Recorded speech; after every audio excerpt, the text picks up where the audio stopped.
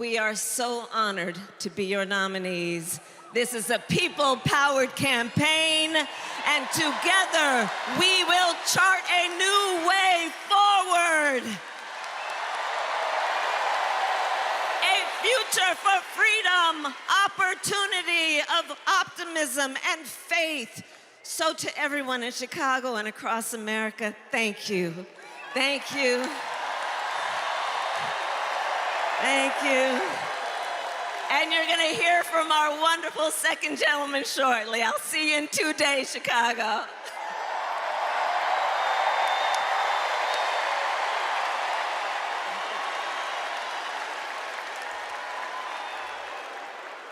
Please welcome TV personality, loud and proud Latina, Ana Navarro.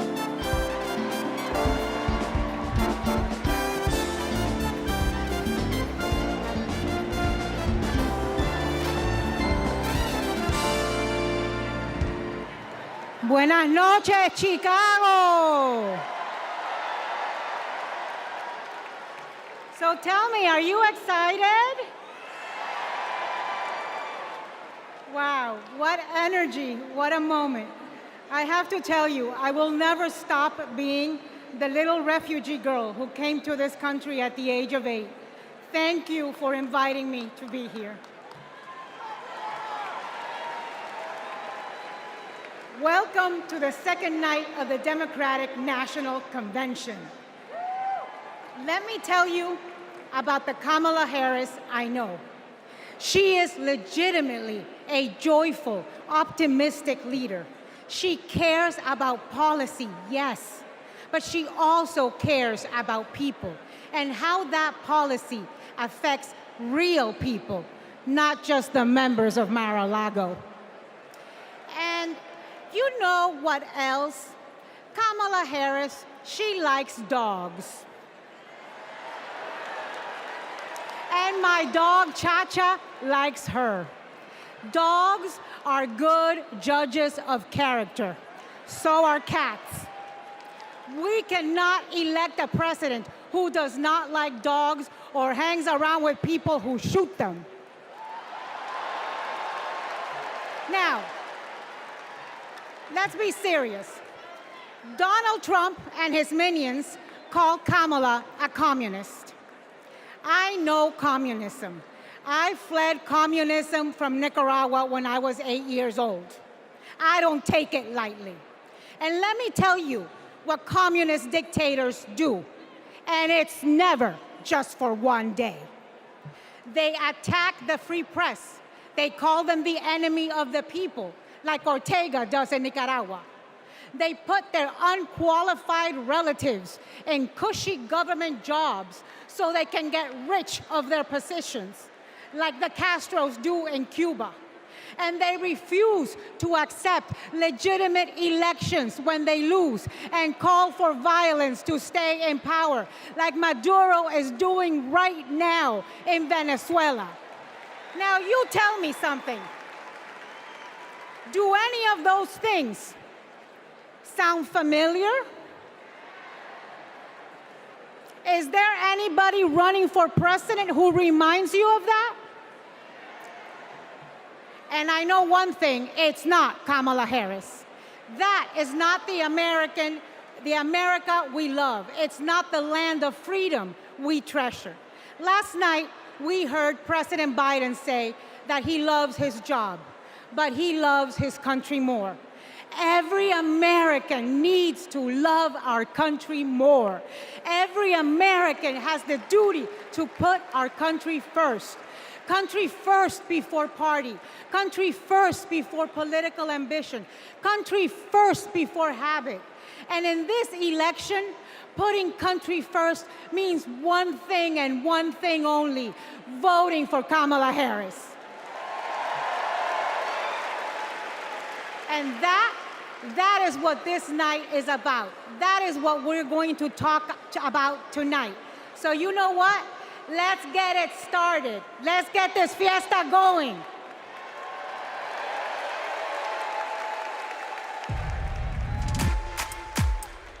The ayes are 50, the nays are 50. The Senate being equally divided, the Vice President votes in the affirmative, and the nomination is confirmed.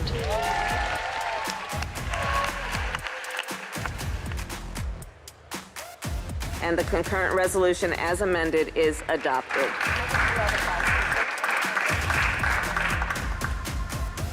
The Vice President votes in the affirmative, and the motion to proceed is agreed to. On this vote, the yeas are 50, the nays are 50. The Senate being equally divided, the Vice President votes in the affirmative, and the bill, as amended, is passed.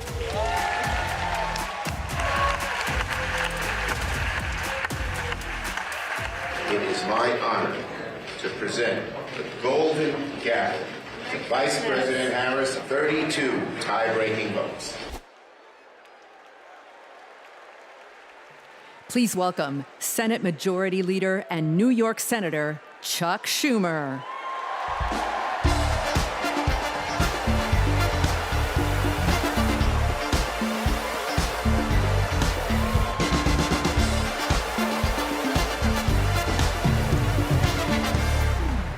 Everybody, wasn't that a great roll call? Now just let me hear you if you're ready for President Kamala Harris.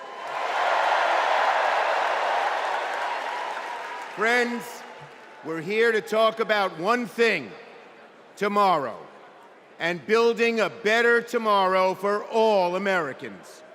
This November, we can choose a brighter, a fairer, a freer future, or we can relive the dark night of Trump's American carnage. Only one candidate will move America forward, Kamala Harris. Vice President Harris has been the best partner Senate Democrats could ever have asked for. Under her and President Biden's leadership, Senate Democrats lowered prescription drug prices and created millions of good-paying American jobs. I worked with Kamala Harris when she was Senator Harris. I saw a leader who was fearless, who stood up for middle-class families like the one she was raised in, who focused on things that really mattered. Helping parents raise their kids, safe neighborhoods, safe schools, and building an opportunity economy that gives everyone a shot at the American dream. She will lead America forward into a brighter future, but she can't do it alone. She needs a Democratic majority in the Senate of the United States. Now, my friends, 2 years ago, the naysayers said Senate Democrats stood no chance in the midterms. I told them, just you wait. We're going to keep the Senate and maybe pick up a seat or two. And that's exactly what happened. Well, ladies and gentlemen, my good friends at this convention, I am telling all of you now, we're going to hold the Senate again, and we're poised to pick up seats.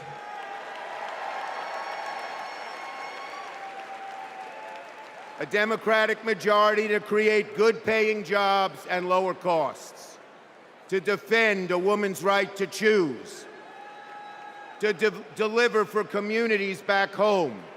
Our senators are doing it, like Jackie Rosen, delivering high-speed rail for Nevada. John Tester, bringing high-tech jobs to Montana. And Bobby Casey and Sherrod Brown and Tammy Baldwin and Martin Heinrich fixing bridges in Pennsylvania and Ohio and Wisconsin and New Mexico. We also have amazing candidates. Ruben Gallego, Angela Alsobrooks, Andy Kim, Alyssa Slotkin, Lisa Blunt, Rochester, Colin Allred, Debbie Mucarsel-Powell. And folks, listen to this. More than half of our candidates are candidates of color. We're making the Senate look like America. Now let's compare that with Senate Republicans. Senate Republicans pretend to care about middle-class families, but they voted no on expanding the child tax credit, and J.D. Vance didn't even show up to vote. Senate Republicans pretend to care about the border, but they voted no on the strongest border bill in a decade. Republicans tend to care about freedom, but they voted no on a woman's right to choose.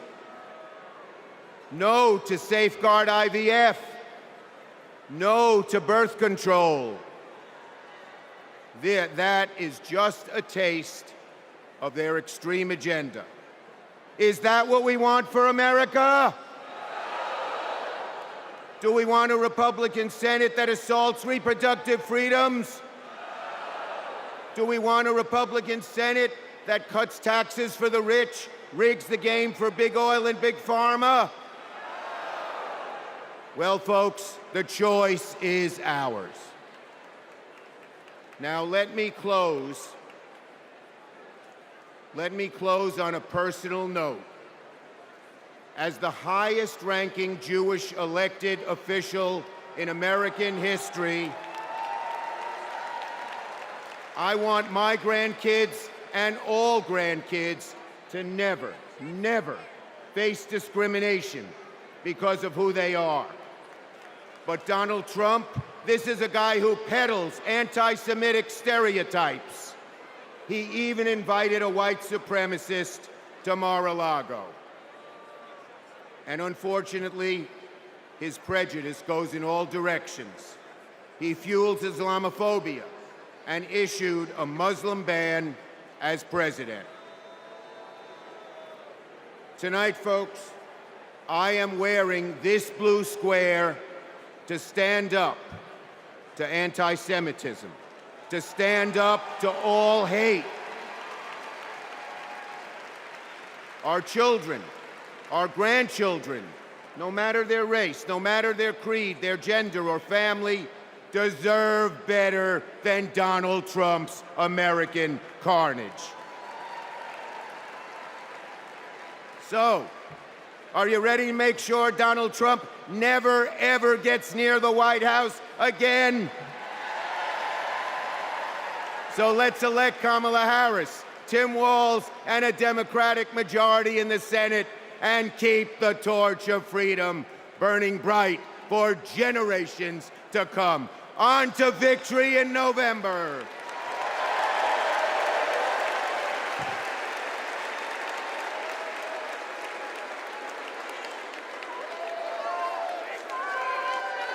Together, we will build what I call an opportunity economy.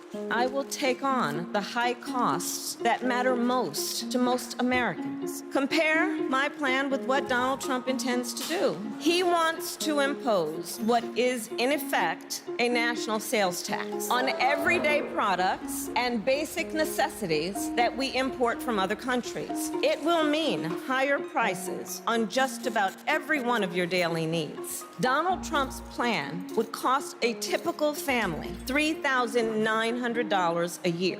He wants to repeal the Affordable Care Act, which 45 million Americans rely on for health care. He plans to give billionaires massive tax cuts year after year. And he plans to cut corporate taxes by over $1 trillion. That if you want to know who someone cares about, look who they fight for. We capped the price of insulin at $35 a month and the total cost of prescription drugs at $2,000 a year for seniors. And just yesterday, we announced that we are lowering the price for 10 more life-saving drugs.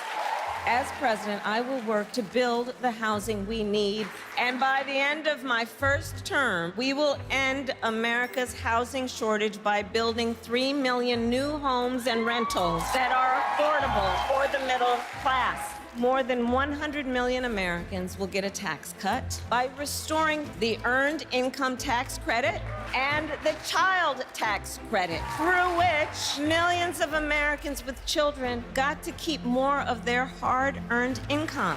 We will provide $6,000 in tax relief to families during the first year of a child's life. Now is the time to chart a new way forward. I will fight to give money back to working and middle-class Americans. Increase the security and stability financially of your family and expand opportunity for working and middle-class Americans.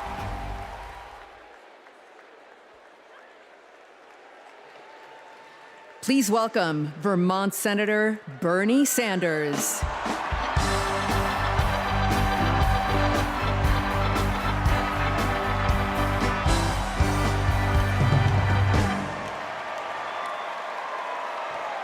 Thank you. Thank you. My fellow Americans, it is an honor. It is an honor to be with you tonight because we're laying the groundwork for Kamala Harris to become our next president. And let me tell you why that is so important. I want you all to remember where we were 3.5 years ago. We were in the midst of the worst public health crisis in 100 years and the worst economic downturn since the Great Depression. 3,000 Americans were dying every day, and our hospitals were overwhelmed with COVID patients. All across the country, businesses were shutting down. Unemployment was soaring. Workers were losing their health insurance. Schools were closing. State and city budgets were running out of money. People were being evicted from their homes. Children in America were going hungry. That was the reality the Biden-Harris administration faced as they entered the Oval Office. A nation suffering, a nation frightened, and people looking to their government for support. And within 2 months of taking office, our government did respond.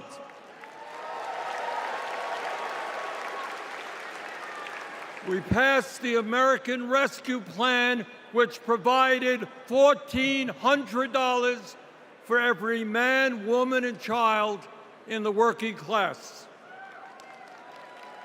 We extended and expanded benefits for the unemployed.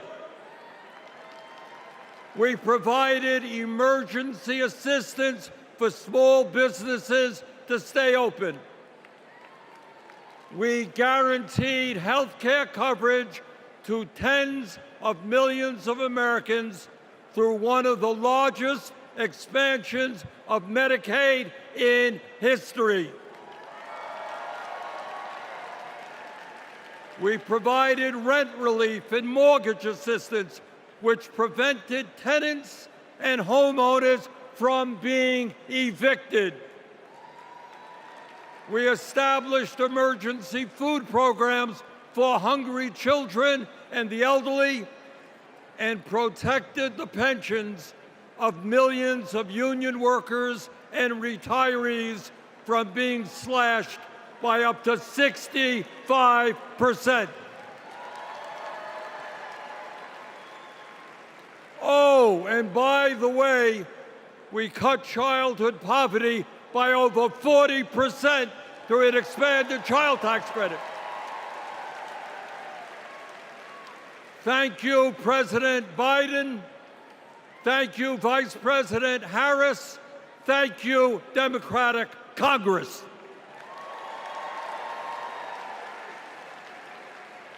Now, I say all of this not to relive that difficult moment, but to make one simple point.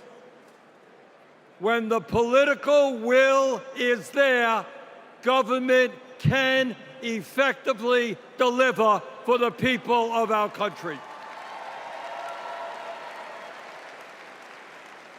And now we need to summon that will again, because too many of our fellow Americans are struggling every day to just get by, to put food on the table, to pay the rent, and to get the health care they need.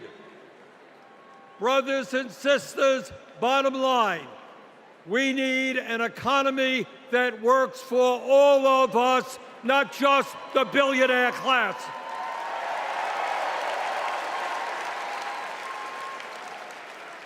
My fellow Americans, when 60% of our people live paycheck to paycheck, the top 1% have never, ever had it so good. And these oligarchs tell us we shouldn't tax the rich. The oligarchs tell us we shouldn't take on price gouging. We shouldn't expand Medicare to cover dental, hearing, and vision.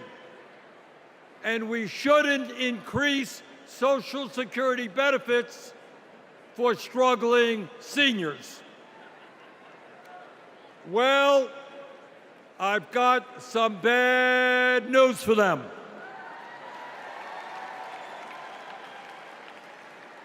That is precisely what we are going to do.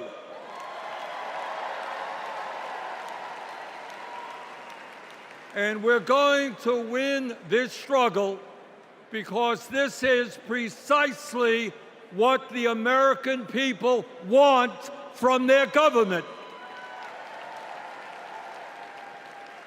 And my friends, at the very top of that to-do list is the need to get big money out of our political process.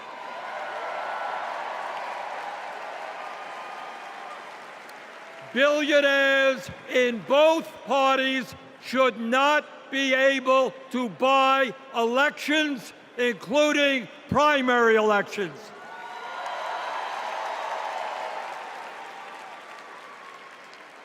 For the sake of our democracy, we must overturn the disastrous Citizens United Supreme Court decision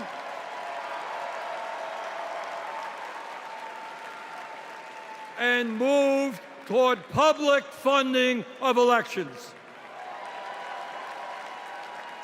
And let me tell you what else we must do. We need to join the rest of the industrialized world and guarantee health care to all people as a human right, not a privilege. We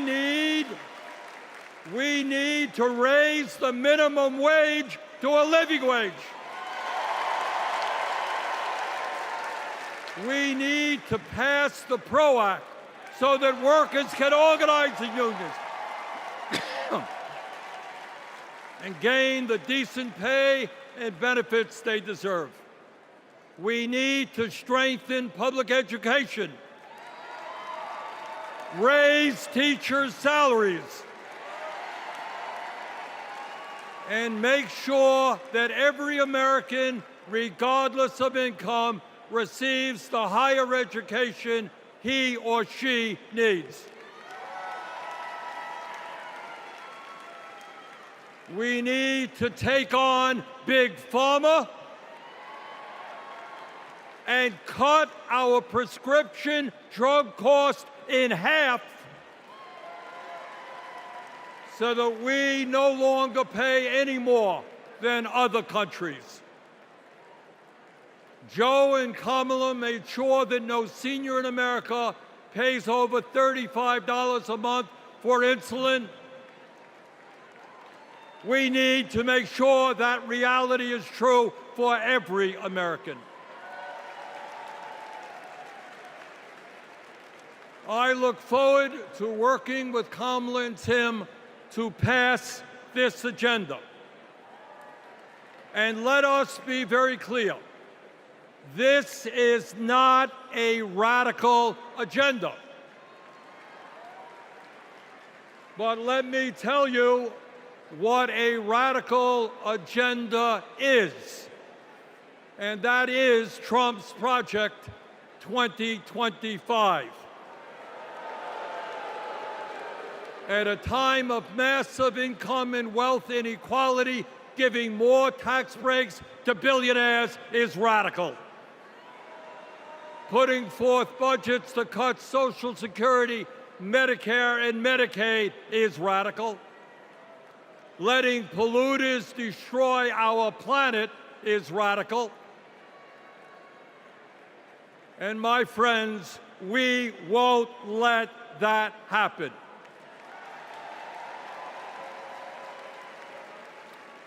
Fellow Americans, in the last 3.5 years, working together, we have accomplished more than any government since FDR.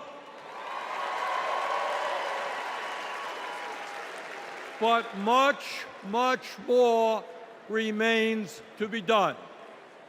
We must summon the courage to stand up to wealth and power and deliver justice for people at home and abroad. Abroad, we must end this horrific war in Gaza.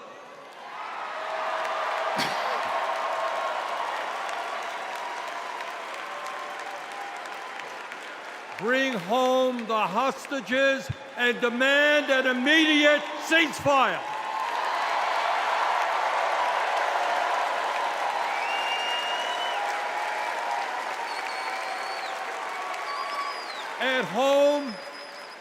At home right here, we must take on Big Pharma, Big Oil, Big Ag, Big Tech, and all the other corporate monopolists whose greed is denying progress for working people.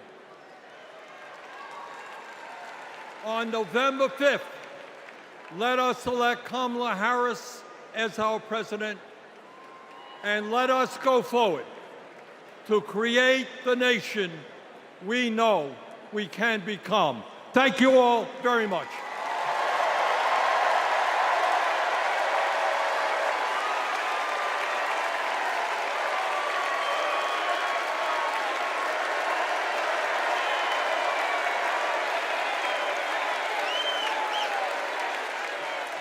Please welcome Illinois Governor J.B. Pritzker.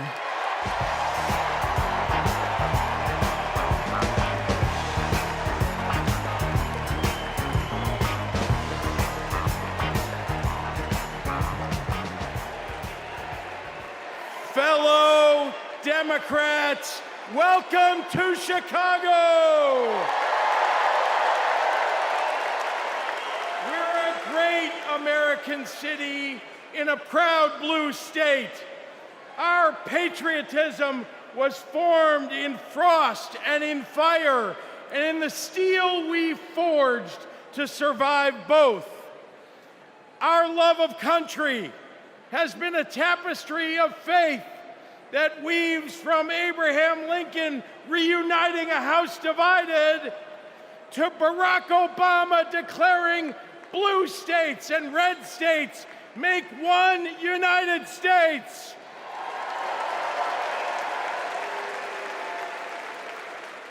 Now, Illinois' presidential pedigree is unmatched. And given that Vice President Kamala Harris spent some of her early life right here, I speak for the entire Illinois delegation when I say, we claim her too.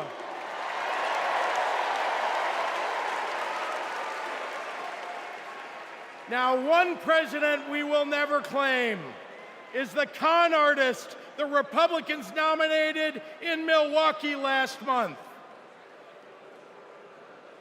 Donald Trump once called Chicago embarrassing. To quote a great Chicagoan who won 6 world championships on these very grounds, we take that personally.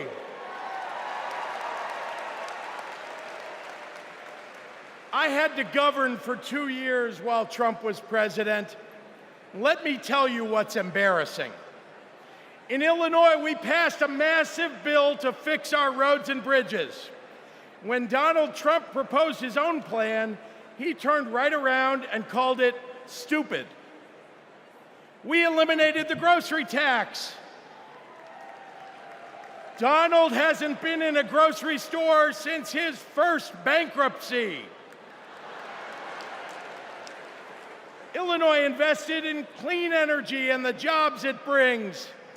Donald claimed that windmills in the ocean made the whales a little batty.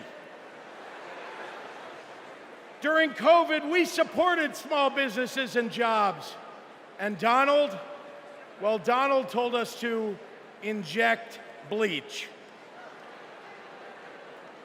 Donald Trump thinks that we should trust him on the economy because he claims to be very rich.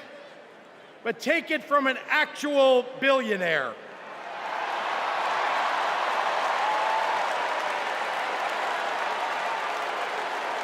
Trump is rich in only one thing: stupidity.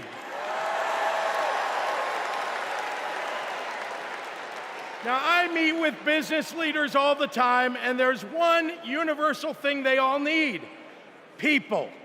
They need more workers to fill all the jobs they have. But the anti-freedom, anti-family policies of MAGA Republicans are driving workers away. Here's the thing. Americans don't want to be forced to drive 100 miles to deliver a baby because a draconian abortion law shut down the maternity ward.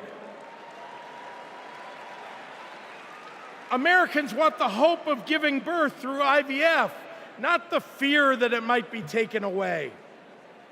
Americans with LGBTQ kids don't want them facing discrimination at school because the state sanctioned it. Americans want to go to their neighborhood grocery store and not have to worry about some random guy open carrying an AR-15.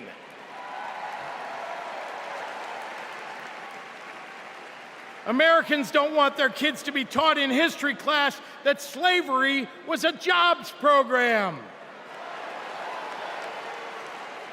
And if Americans are black or brown, they want to get promoted at work without being derided as a DEI hire for the sin of being successful while not white.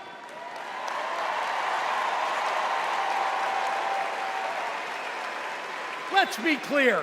It's not woke that limits economic growth. It's weird. And these guys aren't just weird, they're dangerous. Democrats are for lower taxes and higher wages, less inflation and more business growth. We just think it's wrong to craft those policies for Elon Musk and not for everyday working people. That includes a secure retirement and good health care. We think the government should help you prosper, not police who you're sleeping with.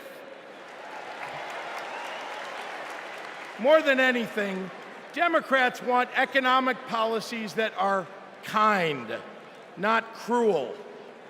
But Trump chooses cruelty every time. After all, everything he's achieved in his own life has been by hurting someone else. Kamala Harris and Tim Walz, well, they've spent their lives lifting people up, not pushing them down.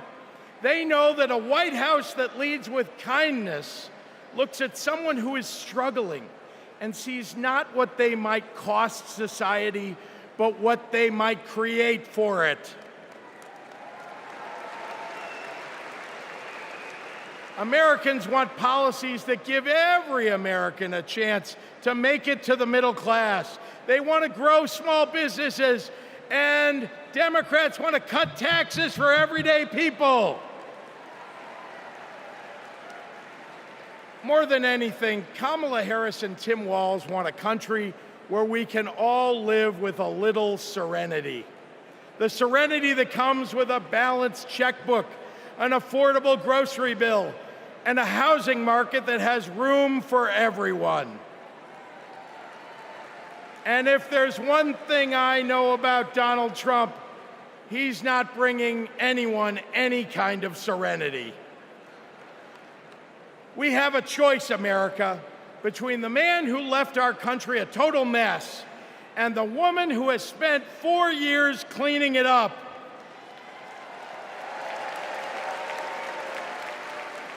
And I think it's time we stop expecting women to clean up messes without the authority and the title to match the job.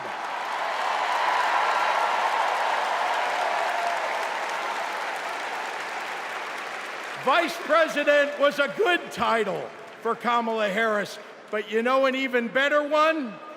President of the United States of America. Let's go get 'em!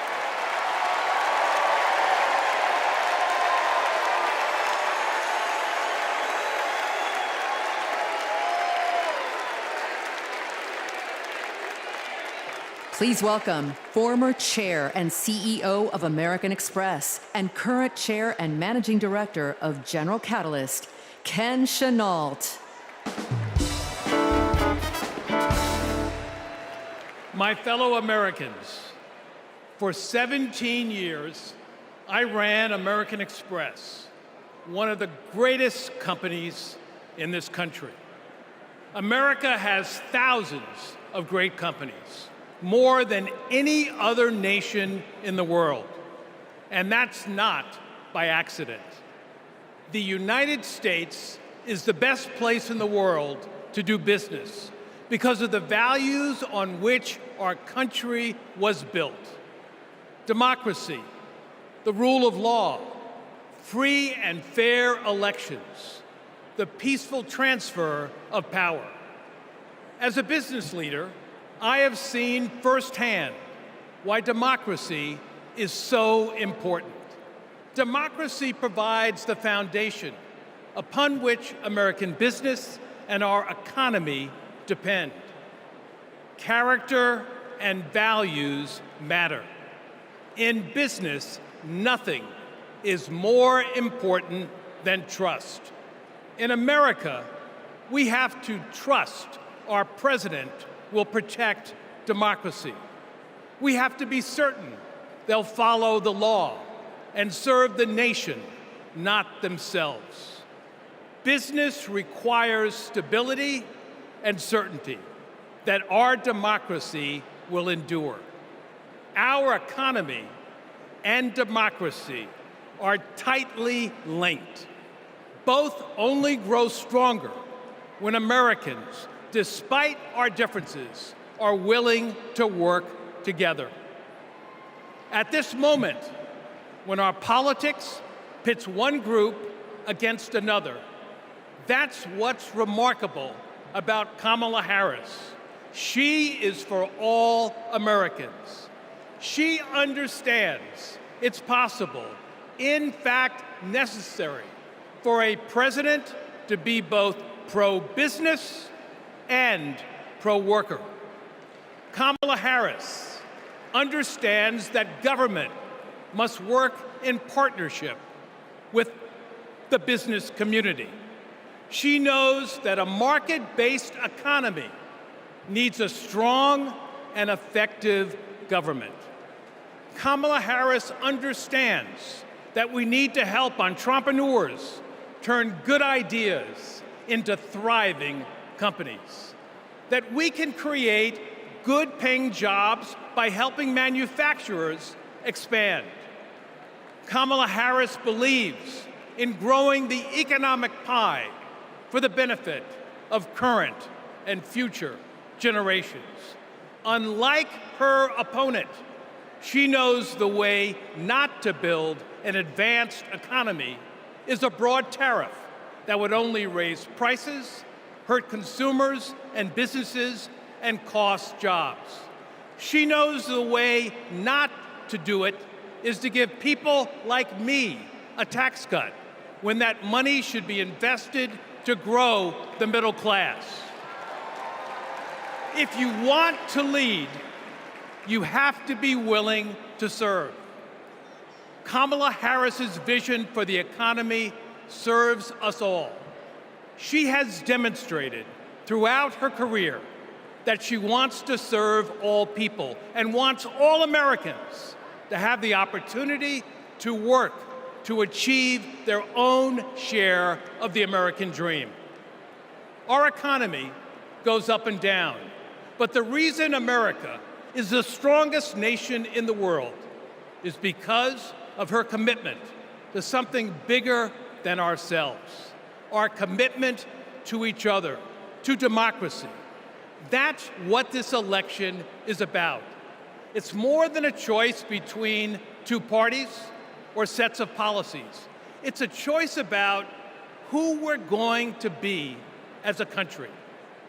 In his words and actions, Kamala Harris's opponent has shown us that he does not believe in our democratic values, and he will seek only to serve himself and his desire for vindication and vengeance. Kamala Harris will face the facts. She will navigate this country, the greatest country in the world, through the inevitable challenges, while also leading with the hope and values that America was founded on. Kamala Harris understands that the role of a leader is to instill hope, to repudiate the merchants of fear, and focus on ensuring that the best days are ahead of us. She believes in America, its principles, the hopes and dreams of our people, and the promise of our future.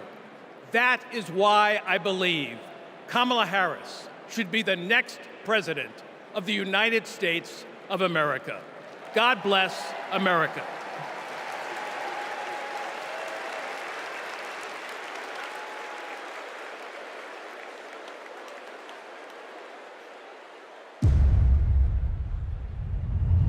Repeal Obamacare. Donald Trump, over the weekend, again threatened to repeal Obamacare. This would lead to Americans having their health insurance taken away. There are about 19 million people with coverage through Medicaid expansion, another 16 million enrolled through the ACA's health insurance marketplaces, and we'd probably be talking about many millions of people becoming uninsured. Biggest worries, losing the safety net of pre-existing conditions coverage. What happens if you lose this insurance? Our son would die. What makes you think this isn't just a hollow threat? This is one of the few campaign promises that he actually tried very hard to keep. So we better believe him when he says he's coming after this. Even if you have insurance from your employer, you will be affected because your premiums would be going up. We're looking at a lot of people who could lose their health insurance. Please welcome New Mexico Governor Michelle Lujan Grisham.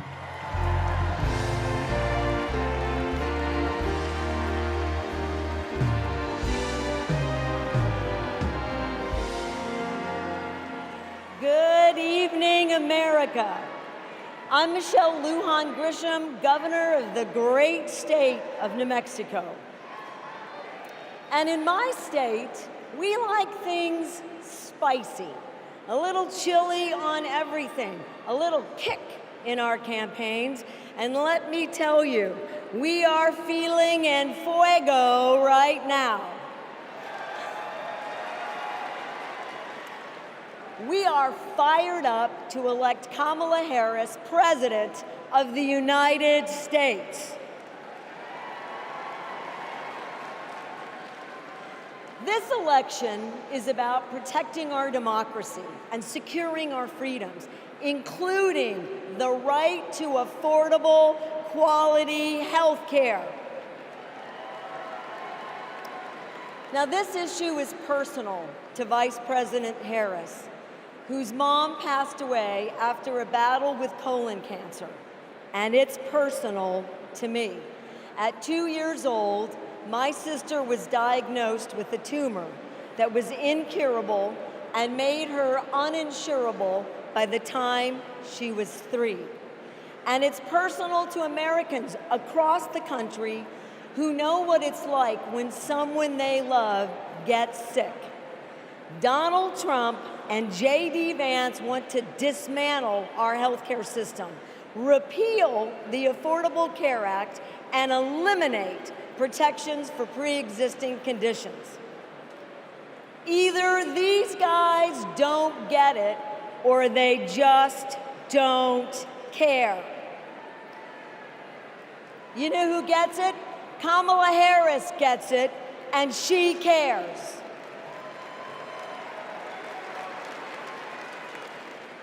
As Attorney General, she took on drug companies that jacked up prices and hospitals that overcharged patients. And when Republicans tried to kill the Affordable Care Act, she stood up in the Senate, voting not just no, but hell no.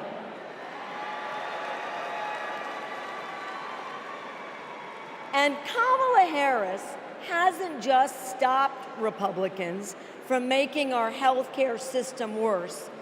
She fights every day to make it better.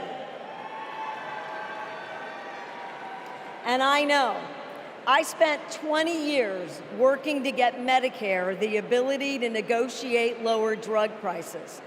As Vice President, Kamala Harris delivered it. You know what Donald Trump delivered? Junk plans, higher premiums, and abortion bans. And if you don't think a second term would be worse, then I've got a box of Trump steaks to sell you. We have not just a better choice. America, we have the best choice. Yes, we do. Kamala Harris will protect your right to care. She'll cap drug costs, she'll go after corporate price gougers, and ensure every woman who needs it can access reproductive health care.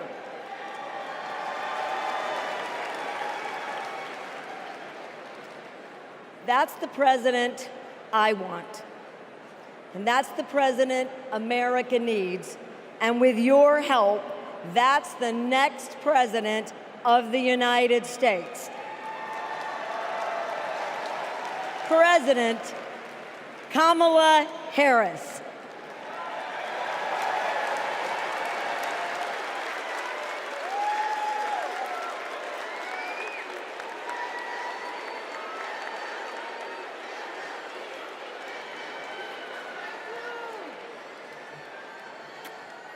I love you too. Y en español, los quiero. So, my mom, like Kamala's mom, got sick. When my mom died in 2021, Kamala called me. She had lost her mother to cancer in 2009. Kamala helped me navigate my grief. She said that heartbreak and loss are the price for having loved and having been loved. How I wish our mothers could be here to see this moment.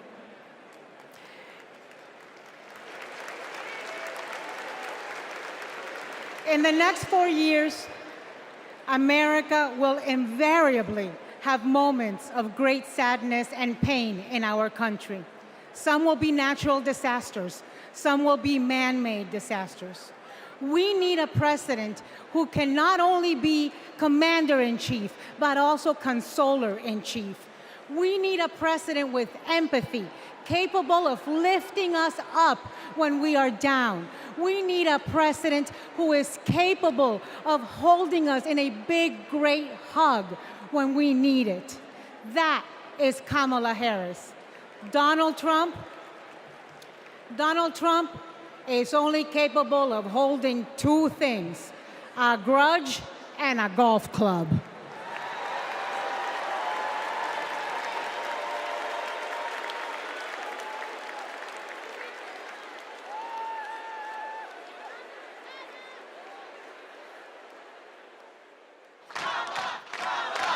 I remember when Kamala was first running for district attorney and people were like, oh, I don't know if she's tough enough. And I just had to laugh because I'm like, you don't know my sister. Kamala had been a hard and tough prosecutor in Alameda County, prosecuting men who were pimping young girls and rapists. Kamala wanted to make sure that murderers and child abusers face meaningful accountability and consequences for those actions. One of the cases that she had early in her career was where a man had scalped his girlfriend. And she ended up getting a conviction, getting justice for that woman. She came to San Francisco to protect victims, and she was elected to be district attorney of San Francisco. Kamala knew that we needed to be smart on crime, and if hell, no one else was gonna do it, that she was gonna do it. If I'm gonna keep my promise to you to keep you safe, I better talk with you about what I'm doing in terms of crime prevention. Investing in people coming out of prisons is the smart thing to do for law enforcement. Forget that it's just the right thing to do. That was a young Kamala Harris. She's only gotten more fierce. I've never seen her back down from a fight, and when she fights, she wins. When Kamala became Attorney General, she wanted to protect people, but also to fundamentally pursue justice. Being smart on crime starts with being tough on violent crime. From a statewide perspective, I think we were concerned about the rise of gang violence. In San Joaquin County, we saw this tremendous change in our community, and it hit us like a wave. We saw an increase in human trafficking, narcotics, and guns. Let it be clear to anyone who would menace this state with violence, to those who prey on the weak and the vulnerable, justice will be swift and certain in the state of California. She was always hunting the kingpins, but we didn't have partnerships with DOJ or FBI or DEA or any of those law enforcement agencies. Now, we all work collaboratively to help all the counties in California. Because of her, we destabilized organized crime, disrupt these flows of guns, human beings, and narcotics. We are here this afternoon to announce the shutting down of one of the biggest and most organized threats to the safety of the Central Valley. I really think of her as fearless, as a fighter. Kamala just perseveres, and mommy would say it's too hard is never an excuse. Making excuses is a failure to not only take responsibility, but to take action. If you have the will, the desire, the passion, the commitment, there is no challenge that is insurmountable.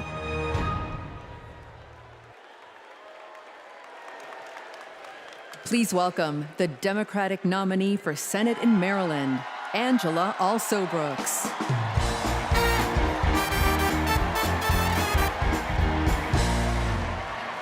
Good evening, America, and hello, Maryland. People like me, thank you.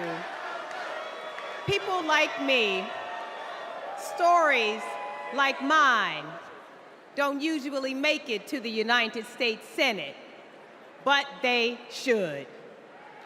I'm the proud granddaughter of a housekeeper, Sarah Daisy, who raised her 3 children in a 1-bedroom apartment. It was her dream to work in government to help people. That meant taking a typing test. But she didn't know how to type, and she couldn't afford a typewriter. So she put a white piece of paper on the refrigerator and drew a keyboard on it. And every night, she stood in front of that refrigerator and taught herself to type.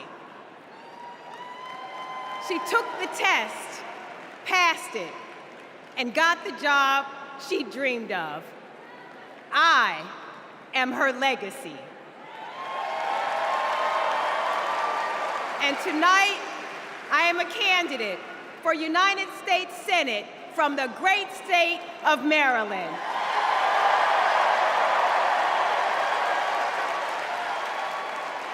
I've always been inspired by women like my grandmother, women who imagine a better future and then have the grit to make it a reality. One of those women is a friend, a mentor, and a role model. That woman is Kamala Harris. Let me tell you about the Kamala I've known for 14 years. I first heard about her in 2009 when I was running for state's attorney in Prince George's County, Maryland. I read a story in Essence magazine about a district attorney in San Francisco using new ideas to keep her community safe. Few had a better record prosecuting violent crime. She put rapists, child molesters, and murderers behind bars. But what she knew was that violent crime accounts for about 30% of all crimes. For the 70% that are nonviolent, she created a first-of-its-kind program called Back on Track. After serving time and pleading guilty, these low-level offenders would get the job training, GED help, and apprenticeships they needed to find a job. The result? The recidivism rate plummeted. Now, after reading about this super bad district attorney, I talked nonstop about her on the campaign trail. 2 days after I won the election, my phone rings. It's Kamala Harris calling to congratulate me and ask how she could help. She helped me bring Back on Track to Maryland. And wouldn't you know it, crime went down and economic growth went up. Back on Track is now a national model. Now Donald Trump says if Kamala Harris is elected, tough guys will treat her like a play toy. Do you know who else thought that?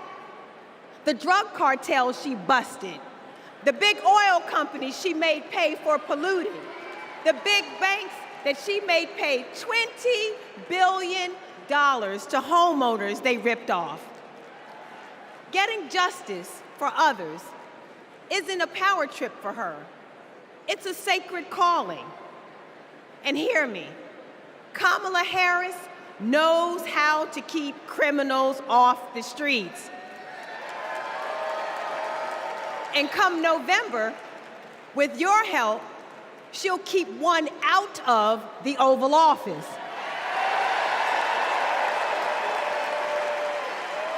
Ever since Donald Trump rode down that ridiculous escalator, we as a nation have felt trapped.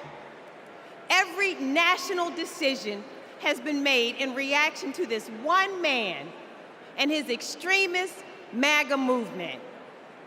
We are still frozen by the fear that Donald Trump might once again come to power. And it's not just our politics that have been trapped, it's our imagination. And then Kamala came along. Kamala has reminded us that we don't need to fear anything, not the future, and certainly not that man. This is our moment to leave Donald Trump where he belongs, in America's past. We stand with Kamala Harris because we as a country are not going back. For the ancestors who sat at lunch counters and made sure that we all had the right to vote, we are not going back. For the mamas and grandmamas who marched to make sure that women could control our own bodies, we are not going back. For the parents who work from can't see in the morning until can't see at night, not so that they will have a better future, but so that their children will have a better life. We are not going back. When facing an obstacle, my father has often said to me, "Your faith is stronger than your fears." Tonight, our faith is stronger than our fears. Faith in the promise of America, faith in the American idea, in the American values that we share, faith that we, the people, can choose a new leader, a better future for the people. Faith that as dark as our days and challenges have sometimes felt, it's always darkest before the dawn. We know that we can endure for a night because joy cometh in the morning. Morning is coming. Morning is coming. And that joy will be led by Kamala Harris. Thank you so much.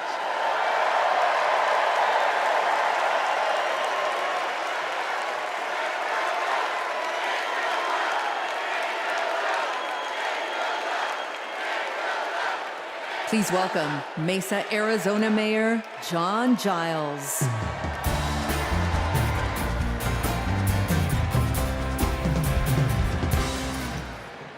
Good evening. I have a confession to make. I'm a lifelong Republican. So I feel a little out of place tonight, but I feel more at home here than in today's Republican Party. The grand old party has been kidnapped by extremists and devolved into a cult, the cult of Donald Trump. Trump doesn't know the first thing about public service.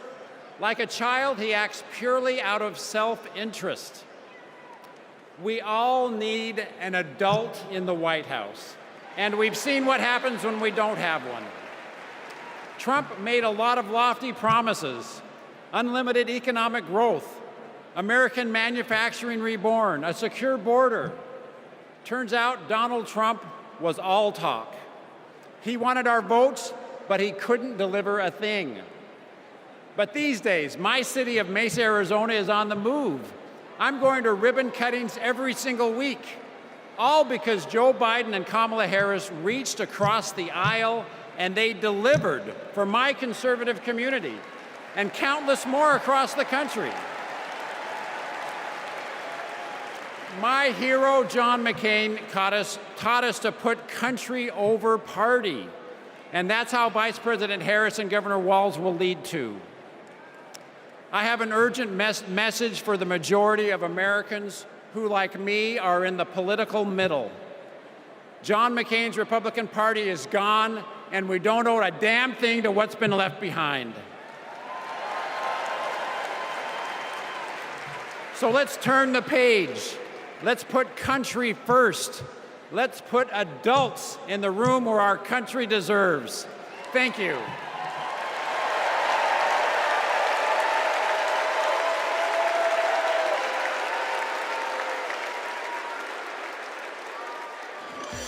It's our dream to have a large family. Being a parent, it's the most important thing in my life. For decades, Americans have turned to the miracle of IVF treatments.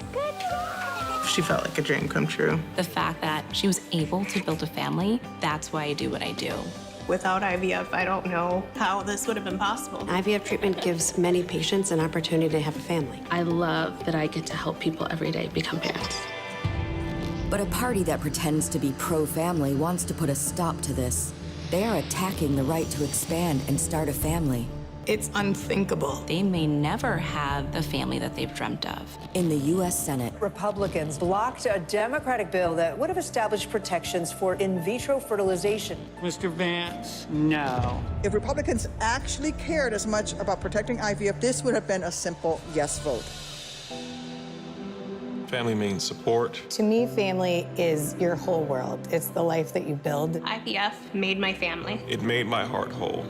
It made my life full. It made my life full. And it made my life full. And we will always fight for you, for your family, for your freedoms, and for your future. Kamala Harris and Tim Walz honor the freedoms of all families to make decisions about what is right for them, for this generation and generations to come.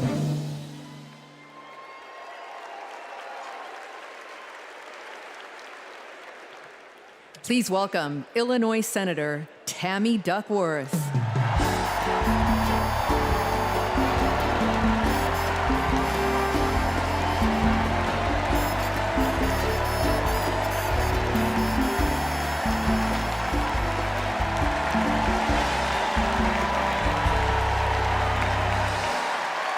Hello, Chicago!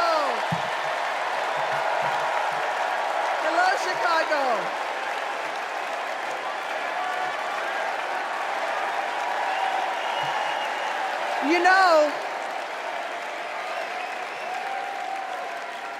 You know, I went to war to protect America's rights and freedoms. So I take it personally when a five-time draft-dodging coward like Donald Trump tries to take away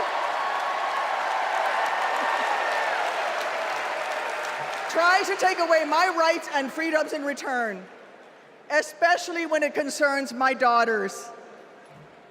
My girls, gamer girl Abigail and queen of the monkey bars, Miley, are everything to me. But they would never have been born without access to reproductive care. Because after 10 years of struggling with infertility, I was only able to have them through the miracle of IVF. But now, Trump's anti-woman crusade has put other Americans' right to have their own families at risk. Because if they win, Republicans will not stop at banning abortion. They will come for IVF next. They'll prosecute doctors. They will shame and spy on women. And if you think that's far-fetched, just look up what happened in Alabama last year. So let me say to every would-be parent, I see you, I'm with you. And together, in November, we'll send a message to old Cadet Bone Spurs.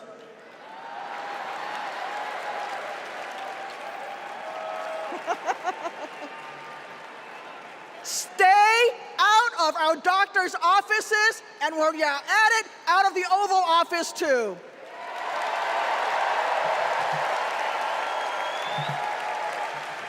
Look, my struggle with infertility was more painful than any wound I earned on the battlefield. So how dare a convicted felon like Donald Trump treat women seeking health care like they're the ones breaking the law? How dare J.D. Vance criticize childless women on cable news, then then vote against legislation that would have actually helped Americans to start families. How dare the GOP endanger the dreams of countless veterans whose combat wounds prevent them from having kids without IVF, punishing our heroes for their willingness to serve. It's simple. Every American deserves the right to be called mommy or daddy without being treated like a criminal. Kamala Harris believes that. So let's make some history and elect her in November. God bless America.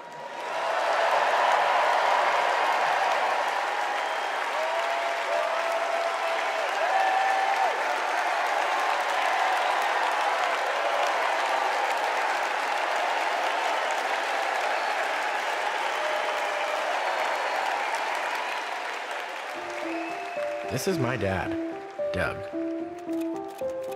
He was raised in Jersey and moved to LA when he was 16. These are his parents, Barb and Mike. They think he walks on water. This is what he wore to his bar mitzvah. And here's him at summer camp. They voted him most athletic, so he says. This is a photo McDonald's used when he was Employee of the Month. It hung on our wall for years.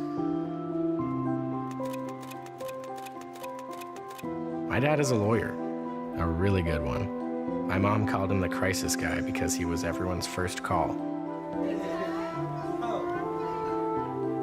My parents split when I was in middle school, and that wasn't easy.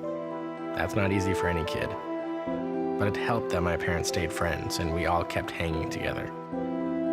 We grew closer than ever. And then he met Kamala, the blind date that would dramatically change all of our lives forever.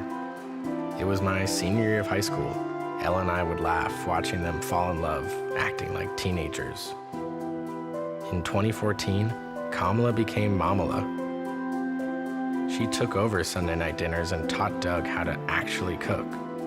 Our blended family wasn't used to politics or the spotlight, but when Kamala became senator, we were all excited to step up, especially my dad. Then Kamala became vice president. It felt like Doug was a bit out of place on Capitol Hill. I thought, what is my goofy dad doing here? But he embraced it. He left his practice after being a lawyer for 30 years. That was tough. I was so proud to watch him do it, to stand by her side, an example of true partnership. I just got married myself, and he's inspired me as a new husband. Anyone who really gets close to him knows he's kind, loving, and fiercely protective. I mean, just look at this face. This is my dad, the first second gentleman in the history of this nation. He's found his voice around the issues that matter to him. You have no choice but to speak up and speak out. There is an epidemic of hate, including a crisis of anti-Semitism in our country and around the world. What they are doing on reproductive freedom and freedom in general is just outrageous. And next, he's gonna make history again as the first gentleman. I can't wait for everyone to get to know why we all love him. He's the glue that keeps this family together. We might not look like other families in the White House, but we are ready to represent all families in America.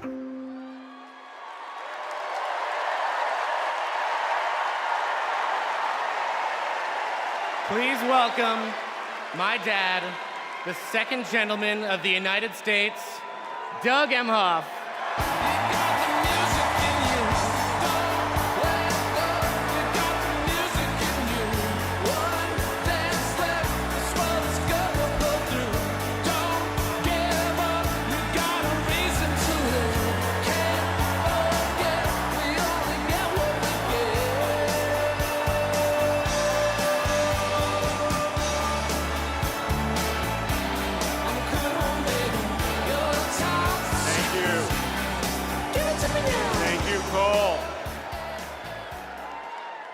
I guess he didn't want me to give this speech. He just... Thank you. Thank you so much. Hello. Thank you.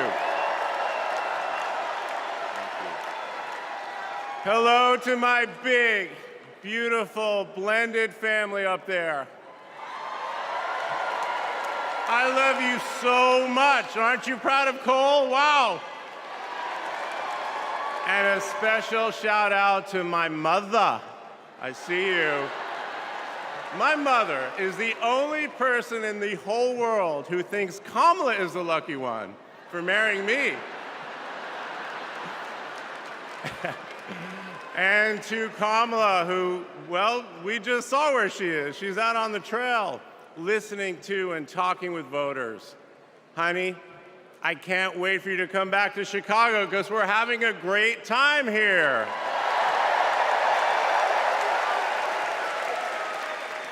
I love you so much. I'm so proud of how you're stepping up for all of us. But that's who she is. Wherever she's needed, however she's needed, Kamala rises to the occasion. And she did it for me and our family. And now that the country needs her, she's showing you what we already know. She's ready to lead. She brings both joy and toughness to this task, and she will be a great president we will all be proud of. Now, I'm the son of two Brooklynites, Mike and Barb.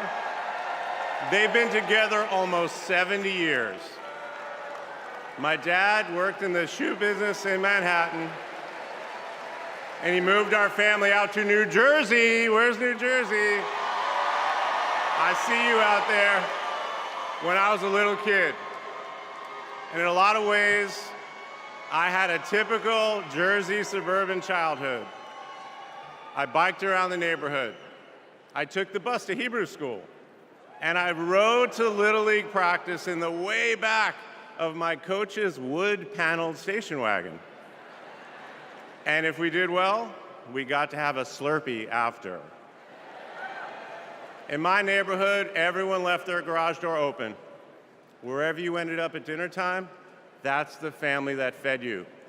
Everyone took care of everyone else. And the guys I grew up with are still my best friends. The group chat is active every day, and it's probably blowing up right now, guys. When my dad had to get a new job, we moved across the country to LA. Money was tight. Hey, California.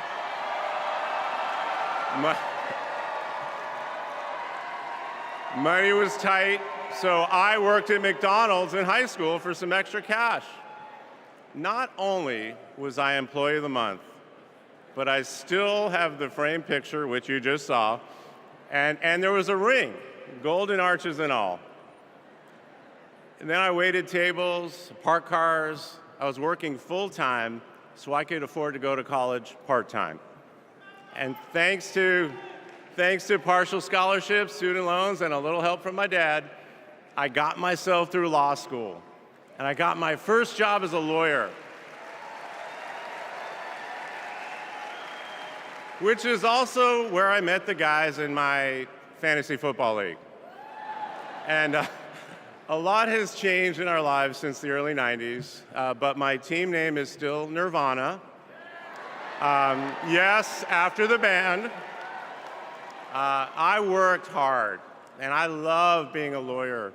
And by the way, I still get to be part of the profession by teaching students at Georgetown Law School. I got married, became a dad to Cole and Ella. Unfortunately, I went through a divorce, but eventually started worrying about how I would make it all work. And that's when something unexpected happened. In 2013, I walked into a contentious client meeting. We worked through the issue, and by the end of the meeting, the now happy client offered to set me up on a blind date, which is how I ended up with Kamala Harris's phone number. Now, for generations, people have debated when to call the person you're being set up with. And never in history has anyone suggested 8:30 a.m. And yet, that's when I dialed. I got Kamala's voicemail, and I just started rambling. Hey, it's Doug. I'm on my way to an early meeting. Again, it's Doug. I remember I was trying to grab the words out of the air and just put them back in my mouth. And for what seemed like far too many minutes, I hung up. By the way, Kamala saved that voicemail, and she makes me listen to it on every anniversary. But that message wasn't the only unusual thing about that day. Now, Kamala, who normally would have been working hard at her office, just happened to be waiting at her apartment for a contractor to do some work on her kitchen. I was eating at my desk, which was not a regular occurrence for a busy lawyer like me who appreciated a good business lunch. But that's when she called me back. And we talked for an hour, and we laughed. Well, you know that laugh. I love that laugh.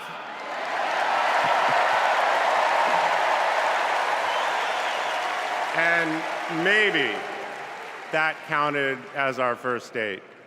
Or maybe it was that Saturday night when I picked her up and told her, buckle up, I'm a really bad driver. Because you can't hide anything from Kamala Harris, so you might as well own it. And as I got to know her better and just fell in love fast, I learned what drives Kamala. And it's what you've seen over these past 4 years, and especially these past 4 weeks. She finds joy in pursuing justice. She stands up to bullies just like my parents taught me to.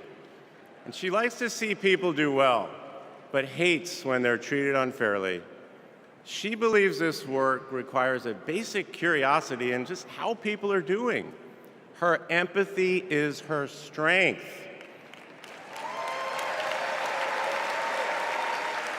Over the past decade, Kamala has connected me more deeply to my faith, even though it's not the same as hers. She comes to synagogue with me for high holiday services, and I go to church with her for Easter. I get to enjoy her mom's chili relleno recipe every Christmas, and she makes a mean brisket for Passover.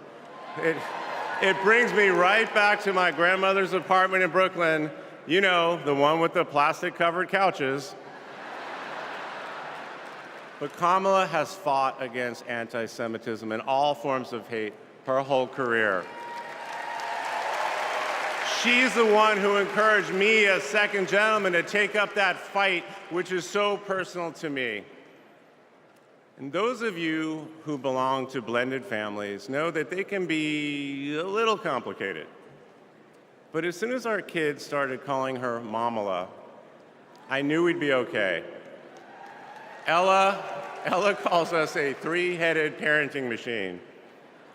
Kamala and Kirsten, thank you both. Thank you both for always putting your family and the kids first. Now, Cole and Ella's friends knew that when they'd come over for Sunday dinner with Mamala, it was going to be real talk. In between taking cooking instructions, they'd have to answer questions about what problem they wanted to solve in the world. They learned that you've always got to be prepared because Kamala is going to prosecute the case. And in the same breath that Cole and Greenlee told us that they were engaged, they asked Kamala to officiate their wedding. And in the same way that she always steps up when it matters, Kamala put so much time into those remarks, and she bound them in a book that matched her dark red dress, and then turned that into a gift for the happy couple. A few days ago, during this incredible time we're going through, there was a brief window when Kamala was back at home. And I saw her sitting on her favorite chair, and in the middle of a wild month, I just hoped that she was having a quiet moment to herself. But then I realized she was on the phone. And of course, my mind went to all the potential crises that the vice president could be dealing with. Was it domestic? Was it foreign? Was it campaign? I could see she was focused, and all I knew was that it must be something important. And it turns out it was. Ella had called her. That's Kamala. That's Kamala. Those kids are her priorities, and that scene was a perfect map of her heart. She's always been there for our children, and I know she'll always be there for yours too. Kamala is a joyful warrior. It's doing for her country what she has always done for the people that she loves. Her passion will benefit all of us when she's our president.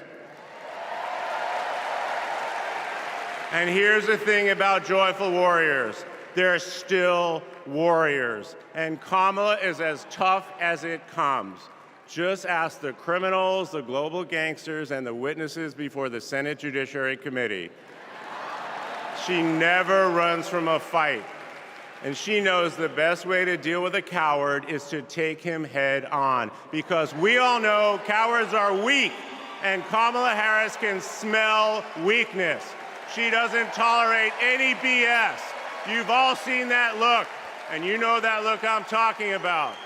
That look is not just a meme. It reflects her true belief in honest and direct leadership. And it's also why she will not be distracted by nonsense. Kamala knows that in order to win, we cannot lose focus. America, in this election, you have to decide who to trust with your family's future. I trusted Kamala with our family's future. It was the best decision I ever made. This Thursday will be our 10th wedding anniversary, which I know it means I'm about to hear that embarrassing voicemail again. However, that's not all I'll be hearing. That same night, I'll be hearing my wife, Kamala Harris, accept your nomination for President of the United States. And with your help, she will lead with joy and toughness, with that laugh and that look, with compassion and conviction. She'll lead from the belief that wherever we come from, whatever we look like, we're strongest when we fight for what we believe in, not just against what we fear. Kamala Harris was exactly the right person for me at an important moment in my life. And at this moment in our nation's history, she is exactly the right president. Thank you so much.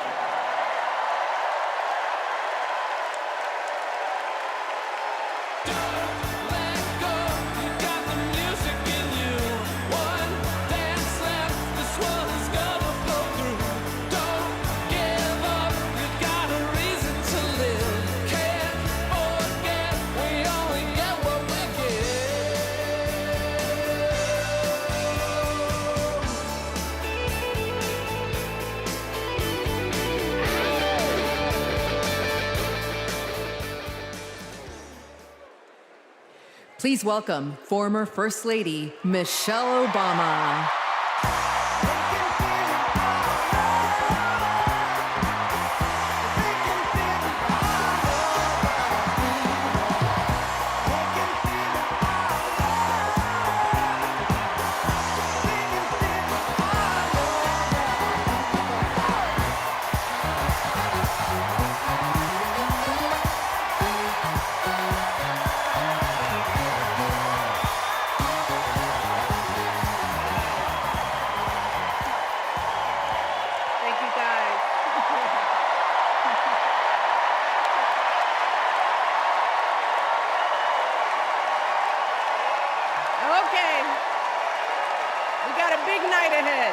Thank you all so much. Thank you so much.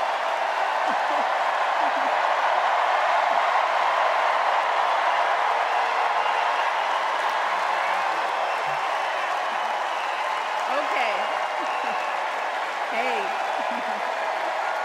Hello, Chicago! Yeah. All right.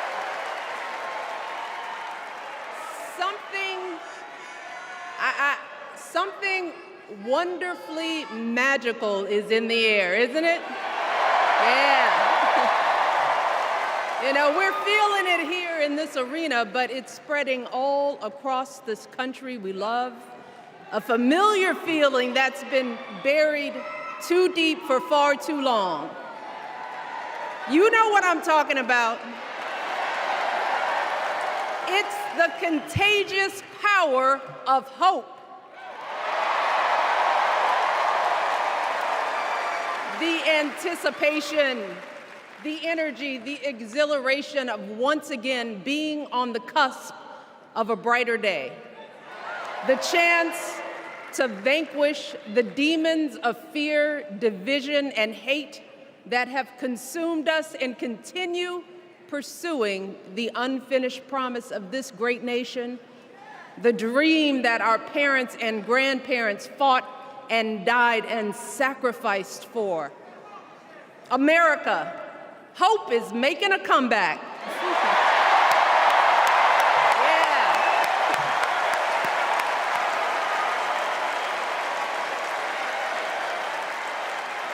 But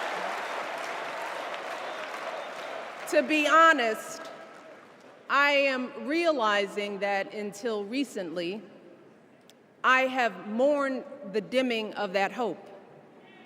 And maybe you've experienced the same feelings. Is that deep pit in my stomach, a palpable sense of dread about the future. And for me, that mourning has also been mixed with my own personal grief. The last time I was here in my hometown was to memorialize my mother, the woman who showed me the meaning of hard work and humility and decency, the woman who set my moral compass high and showed me the power of my own voice. Folks,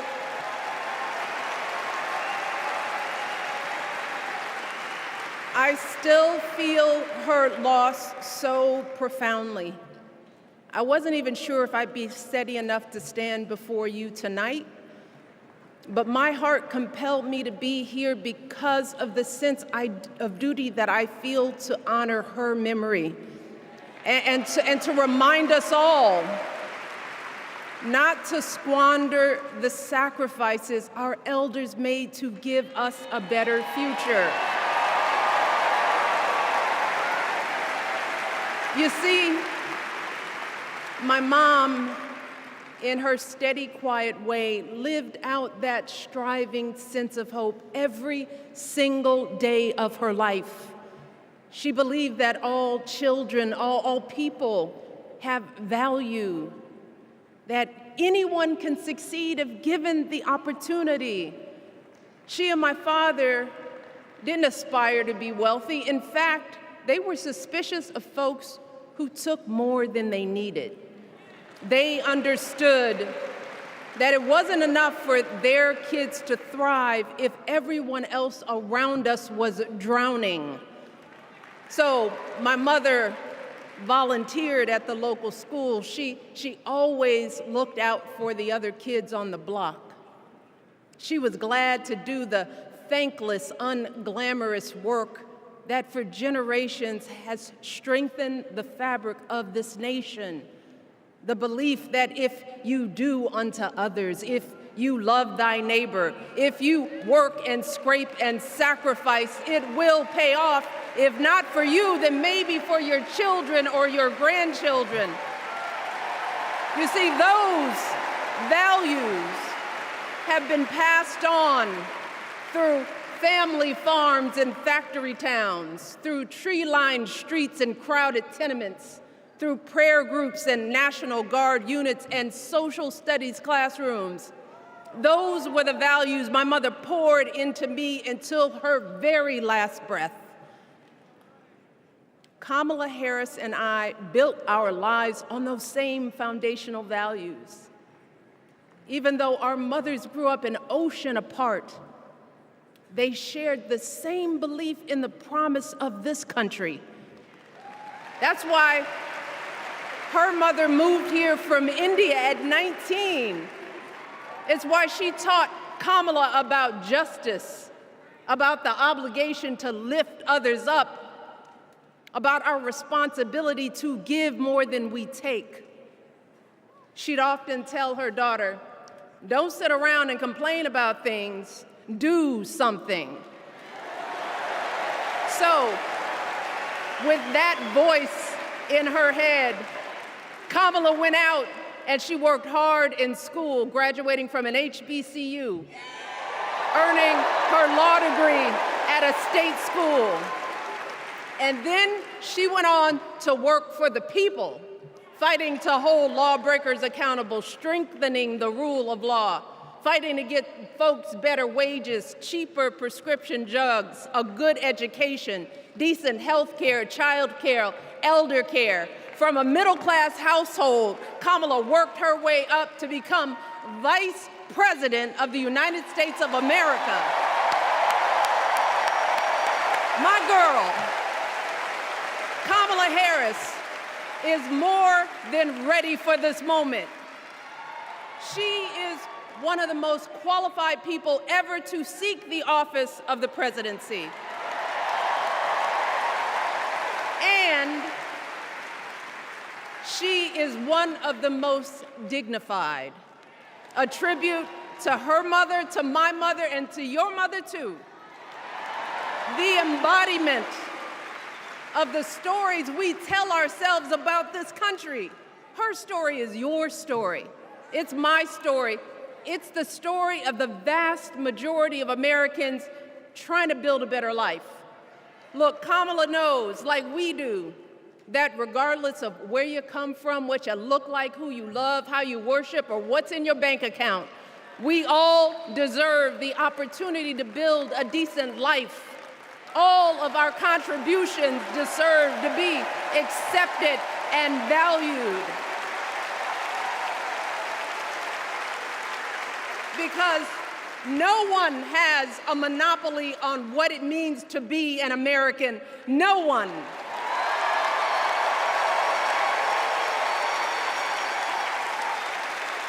Kamala has shown her allegiance to this nation, not by spewing anger and bitterness, but by living a life of service and always pushing the doors of opportunity open to others.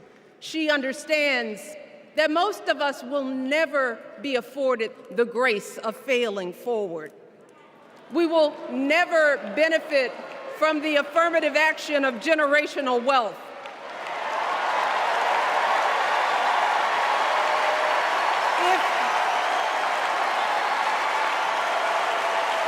If we bankrupt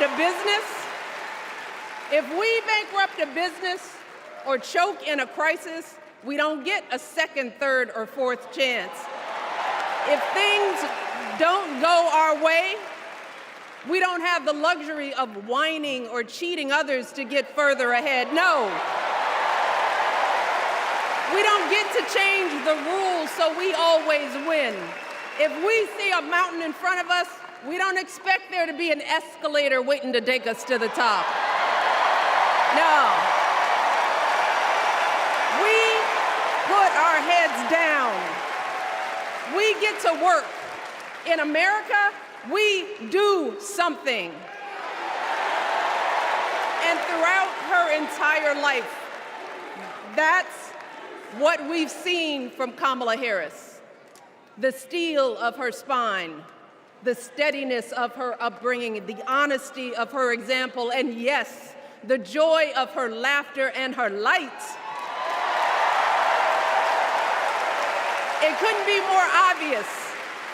Of the two major candidates in this race, only Kamala Harris truly understands the unseen labor and unwavering commitment that has always made America great.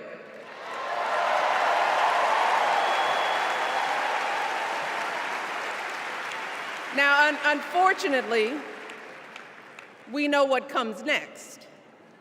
We know folks are going to do everything they can to distort her truth.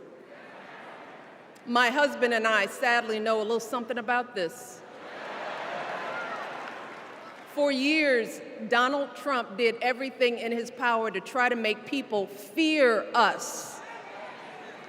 See, his limited, narrow view of the world made him feel threatened by the existence of two hardworking, highly educated, successful people who happen to be black.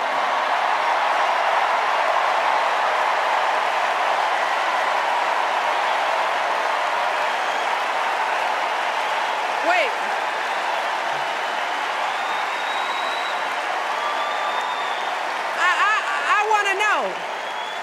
I want to know, who's going to tell him that the job he's currently seeking might just be one of those black jobs?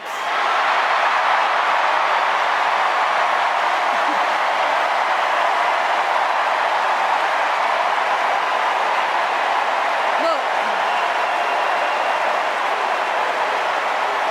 it's his same old con.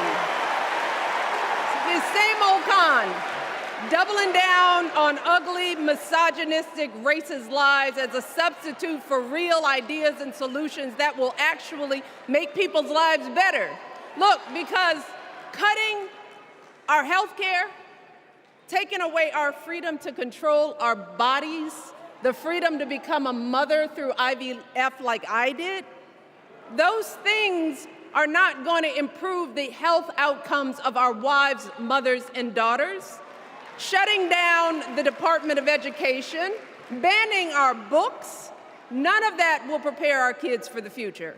Demonizing our children for being who they are and loving who they love, look, that doesn't make anybody's life better.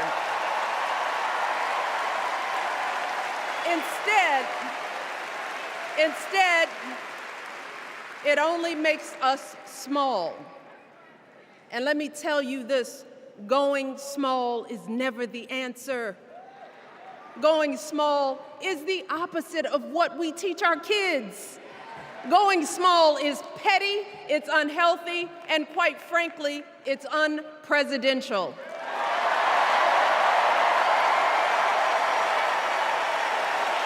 So, why would any of us accept this from anyone seeking our highest office? Why would we normalize that type of backward leadership? Doing so only demeans and cheapens our politics. It only serves to further discourage good, big-hearted people from wanting to get involved at all.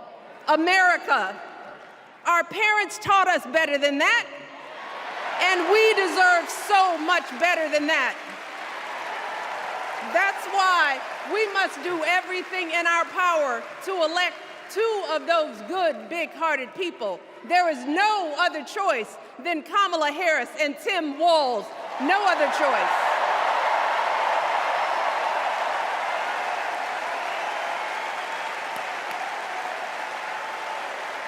But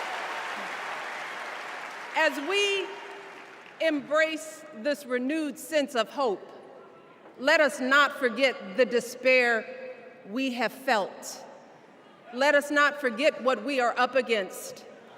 Yes, Kamala and Tim are doing great now. We're loving it. They're packing arenas across the country. Folks are energized. We are feeling good. But remember, there are still so many people who are desperate for a different outcome, who are ready to question and criticize every move Kamala makes, who are eager to spread those lies, who don't want to vote for a woman, who will continue to prioritize building their wealth over ensuring that everyone has enough. So no matter how good we feel tonight or tomorrow or the next day, this is going to be an uphill battle. So folks, we cannot be our own worst enemies. No.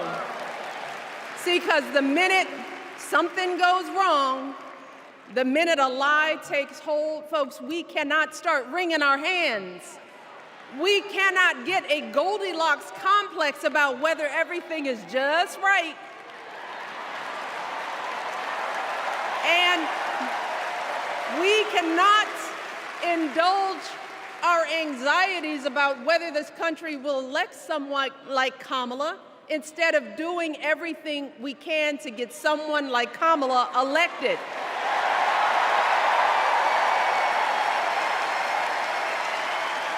Kamala and Tim, they have lived amazing lives. And I am confident that they will lead with compassion, inclusion, and grace. But they are still only human. They are not perfect. And like all of us, they will make mistakes. But luckily, y'all, this is not just on them.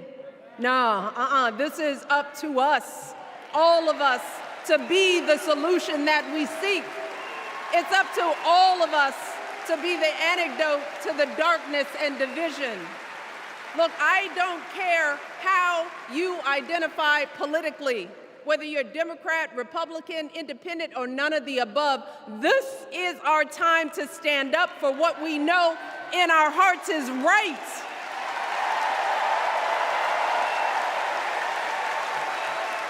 To stand up, not just for our basic freedoms, but for decency and humanity, for basic respect, dignity, and empathy, for the values at the very foundation of this democracy.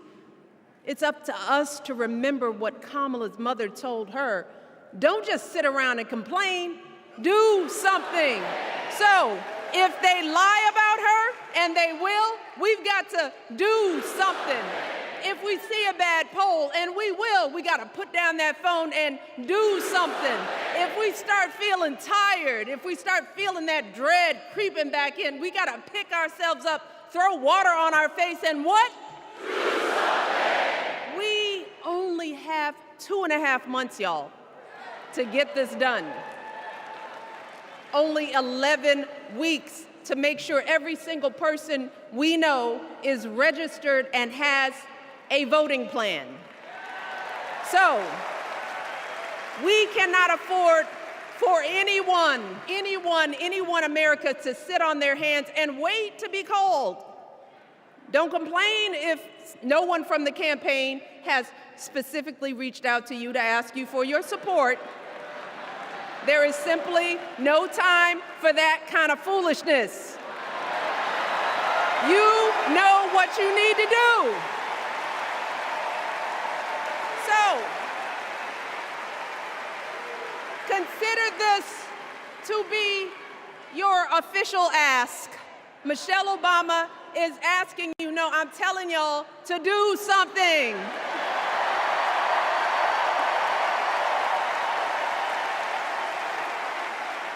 Because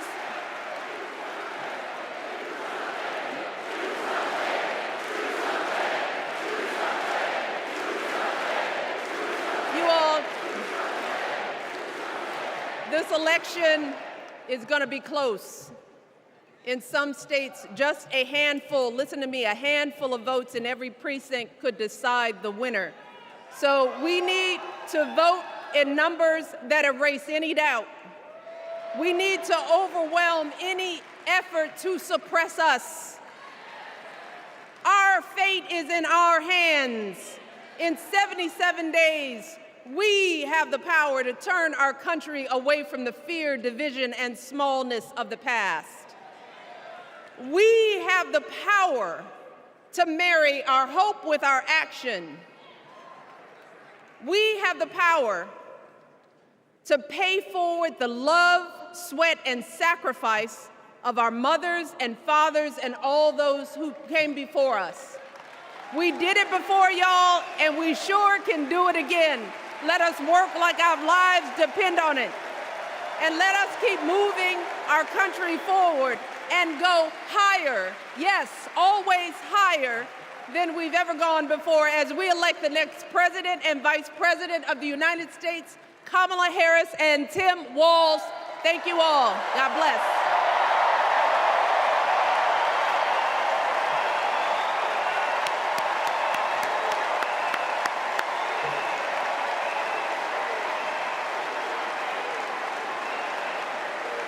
Now, before I go,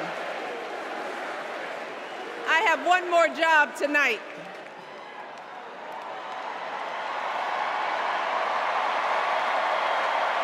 Yeah, one more job. You all, thank you for all the love, but it is now my honor to introduce somebody who knows a whole lot about hope. Someone who has spent his life strengthening our democracy, and let me tell you, as someone who lives with him, he wakes up every day, and thinks about what's best for this country. Please welcome America's 44th president and the love of my life, Barack Obama.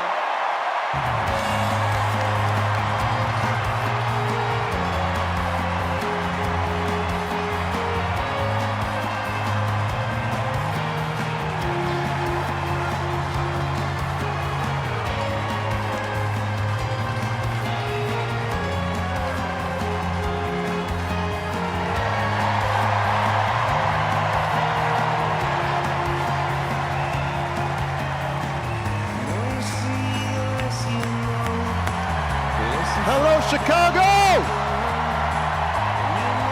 Oh.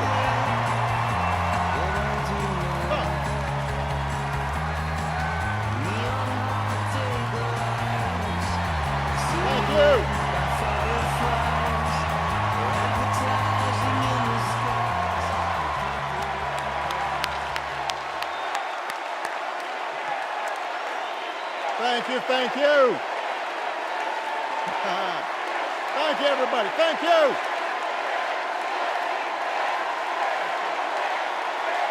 Thank you. Thank you. Thank you. All right. That's enough. Thank you. Thank you. Chicago! It's good to be home. It is good to be home, and I don't know about you, but I'm feeling fired up.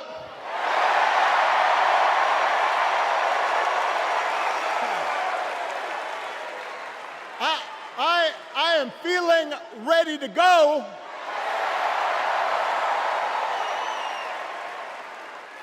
Even if I am the only person stupid enough to speak after Michelle Obama.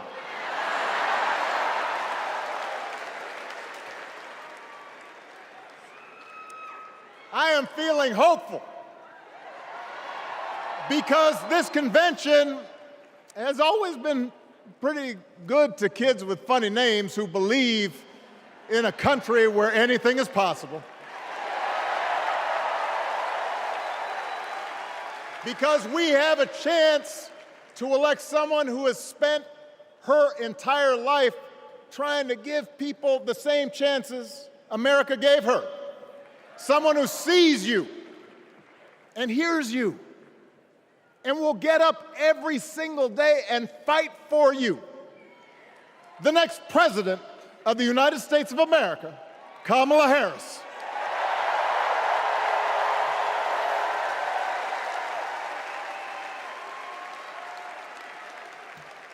It's been 16 years since I had the honor of accepting this party's nomination for president. And I know that's hard to believe because I have not aged a bit. But it's true. And looking back, I can say without question that my first big decision as your nominee turned out to be one of my best. And that was asking Joe Biden to serve by my side as vice president.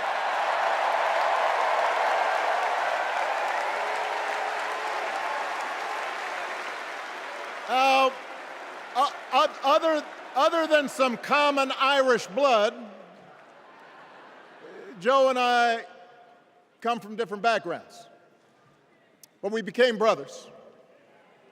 And as we worked together for 8, sometimes pretty tough years, what I came to admire most about Joe wasn't just his smarts, his experience. It was his empathy and his decency and his hard-earned resilience, his unshakable belief that everyone in this country deserves a fair shot.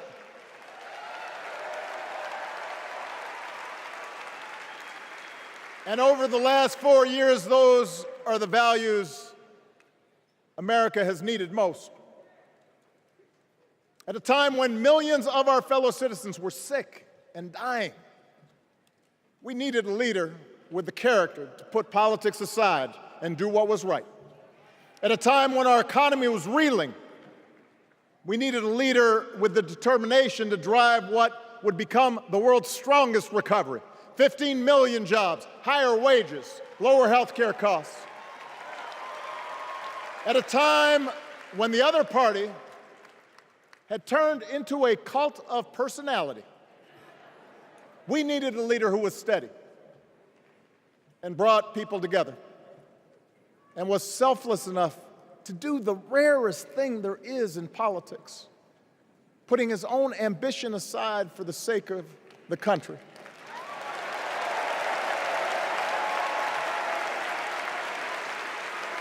History will remember Joe Biden as an outstanding president who defended democracy at a moment of great danger. And I am proud to call him my president, but I am even prouder to call him my friend.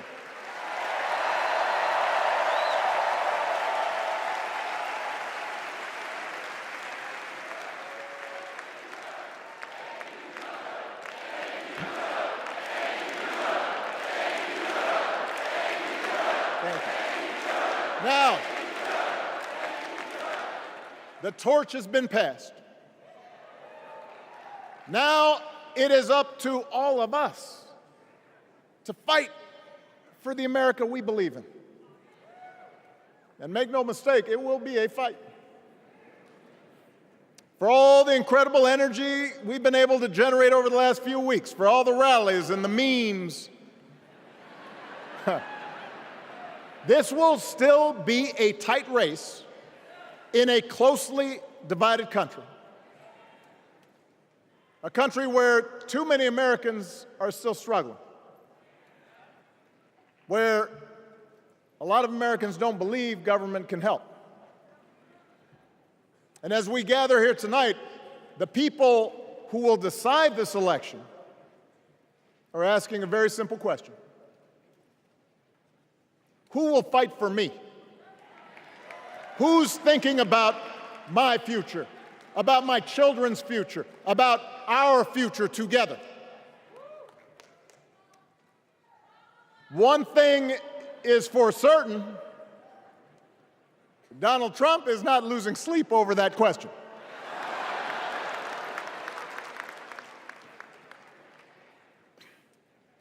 Here's a 78-year-old billionaire who has not stopped whining about his problems since he rode down his golden escalator 9 years ago.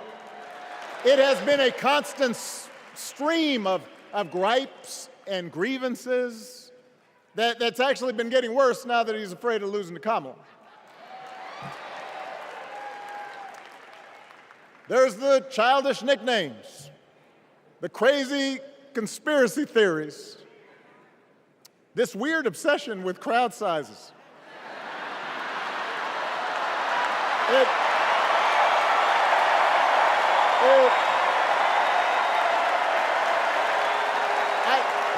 It just goes on and on and on. The other day I heard someone compare Trump to the neighbor who keeps running his leaf blower outside your window every minute of every day.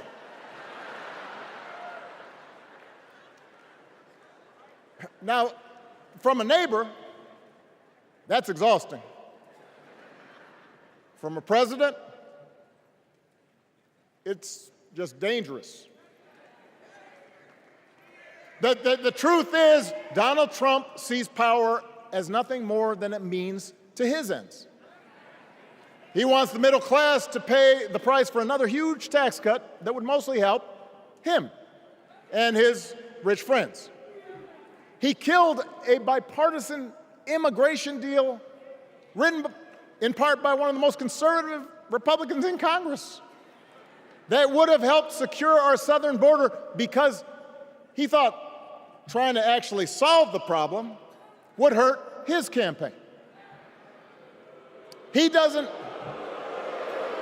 Do not boo. Vote.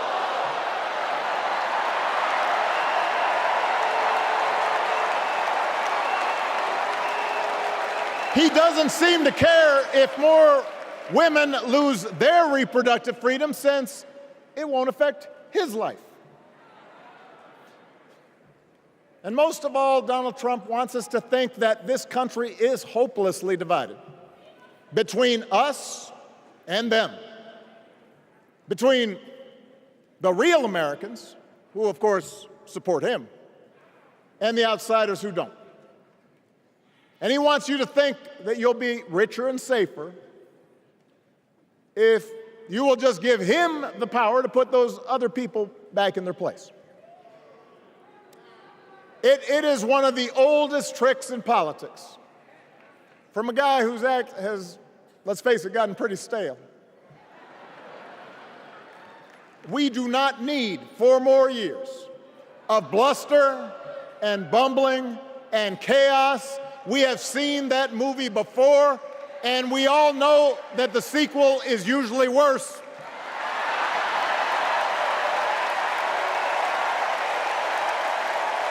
America's ready for a new chapter. America's ready for a better story. We are ready for a President Kamala Harris.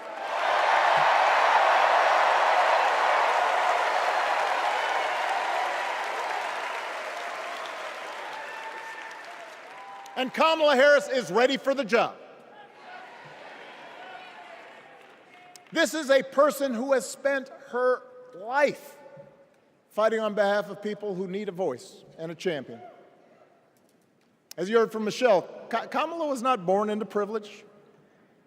She had to work for what she's got. And she actually cares about what other people are going through. She's not the neighbor running the leaf blower. She's the neighbor rushing over to help when you need a hand. As a prosecutor, Kamala stood up for children who had been victims of sexual abuse. As an attorney general of the most populous state in the country, she fought big banks and for-profit colleges, securing billions of dollars for the people they had scammed. After the home mortgage crisis, she pushed me and my administration hard to make sure homeowners got a fair settlement. Didn't matter that I was a Democrat. Didn't matter that she had knocked on doors for my campaign in Iowa. She was going to fight to get as much relief as possible for the families who deserved it.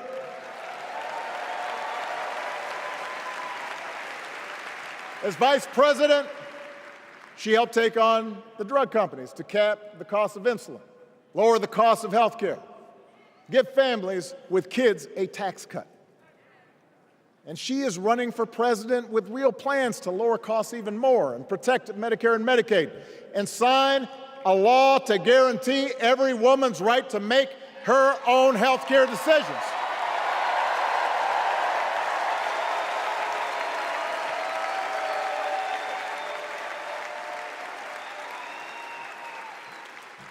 In other words, Kamala Harris won't be focused on her problems. She'll be focused on yours. As president, she won't just cater to her own supporters and punish those who refuse to kiss the ring or bend the knee. She'll work on behalf of every American. That's who Kamala is. And in the White House, she will have an outstanding partner in Governor Tim Walz.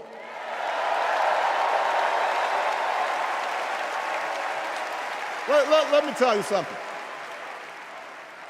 Let me tell you something. I love this guy. Tim is the kind of person who should be in politics. Born in a small town, served his country, taught kids, coached football, took care of his neighbors.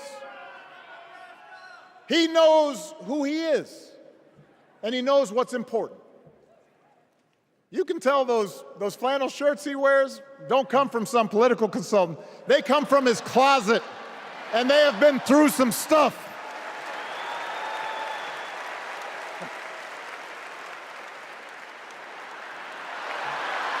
They have been through some stuff.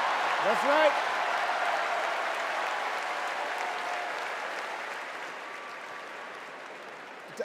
Together, Kamala and Tim have kept faith with America's central story. A story that says we are all created equal. All of us endowed with certain inalienable rights, that everyone deserves a chance, that even when we don't agree with each other, we can find a way to live with each other. That's Kamala's vision. That's Tim's vision. That's the Democratic Party's vision. And our job over the next 11 weeks is to convince as many people as possible to vote for that vision. Now, it won't be easy. The other side knows it's easier to play on people's fears and cynicism, always has been. They will tell you that government is inherently corrupt, that sacrifice and generosity are for suckers. And since the game is rigged, it's okay to take what you want and just look after your own. That's the easy path. We have a different task. Our job is to convince people that democracy can actually deliver. And in doing that, we can't just point to what we've already accomplished. We can't just rely on the ideas of the past. We need to chart a new way forward to meet the challenges of today. And Kamala understands this. She knows, for example, that if we want to make it easier for more young people to buy a home, we need to build more units and clear away some of the outdated laws and regulations that made it harder to build homes for working people in this country. That is a priority, and she's put out a bold new plan to do just that.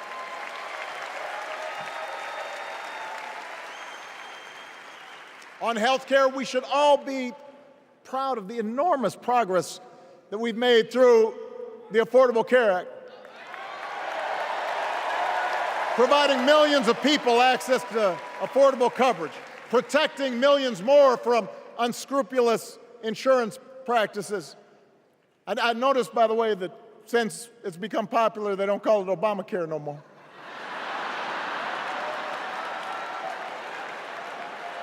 But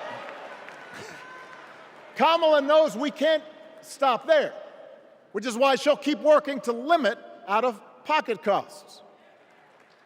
Kamala knows that if we want to help people get ahead, we need to put a college degree within reach of more Americans. But she also knows college shouldn't be the only ticket to the middle class.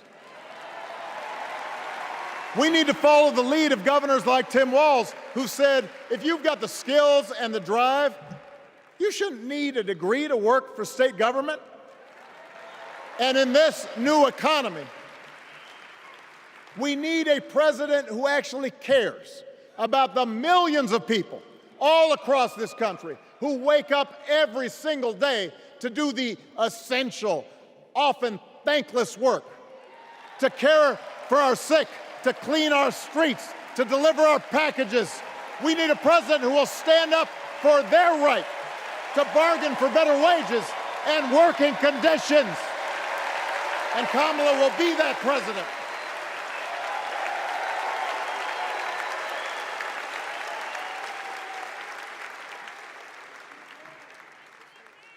Yes, she can.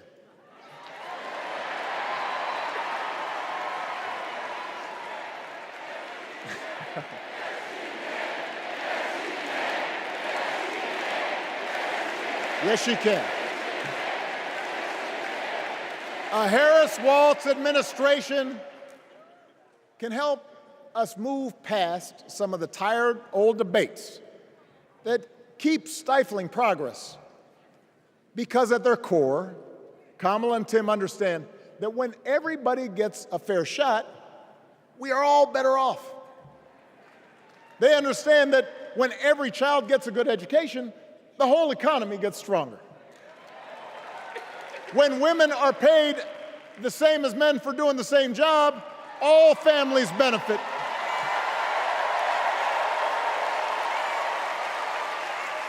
They understand that we can secure our borders without tearing kids away from their parents, just like we can keep our streets safe while also building trust between law enforcement and the communities they serve and eliminating bias. That will make it better for everybody.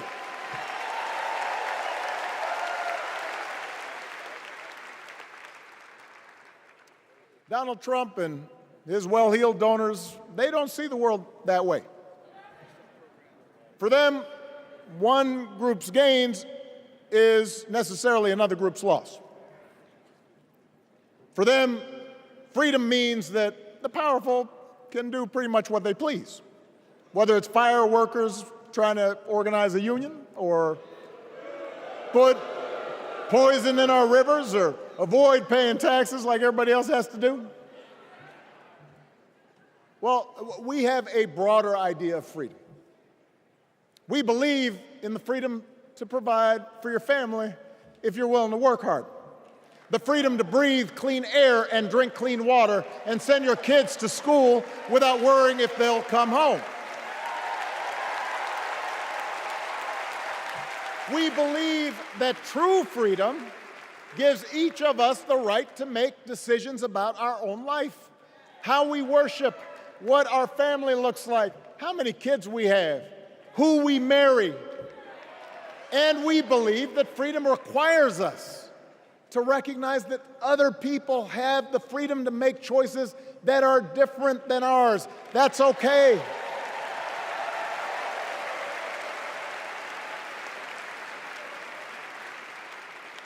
That's the America Kamala Harris and Tim Walz believe in.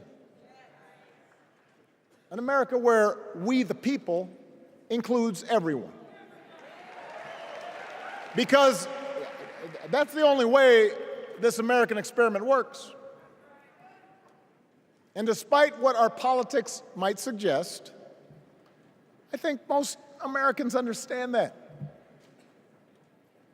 Democracy isn't just a bunch of abstract principles and dusty laws in some book somewhere. It's the values we live by. It's the way we treat each other, including those who don't look like us, or pray like us, or see the world exactly like we do.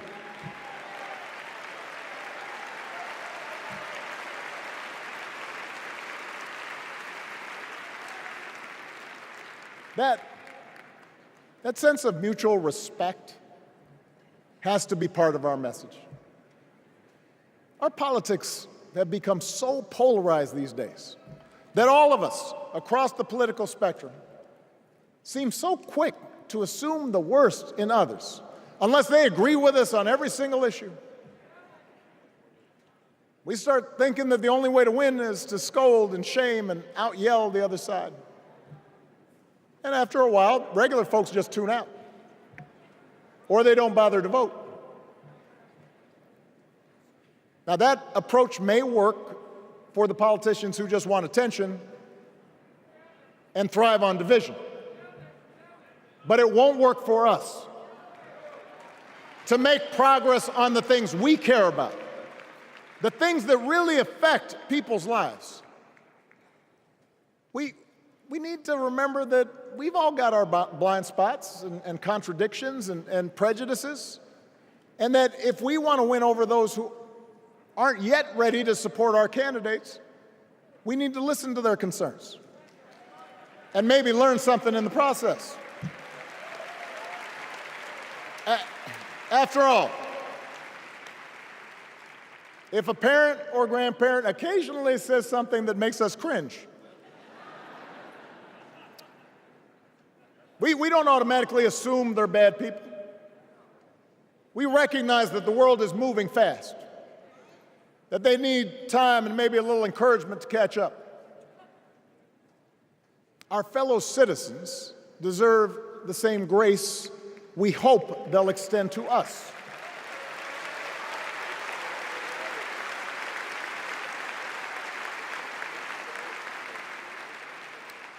That's how we can build a true democratic majority, one that can get things done. And by the way, that does not just matter to the people in this country. The rest of the world is watching to see if we can actually pull this off.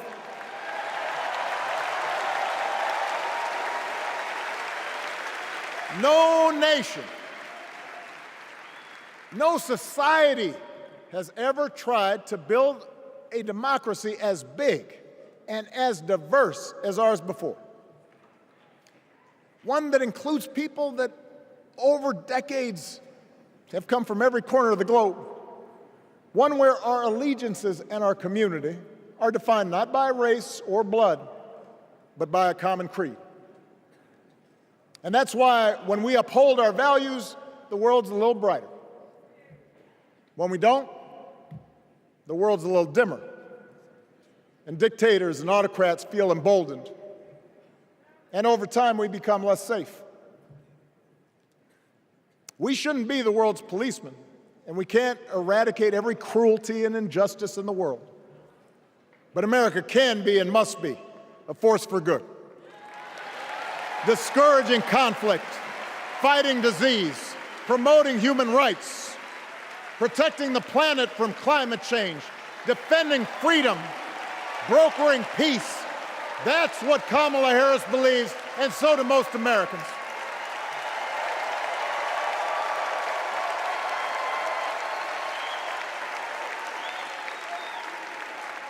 Now,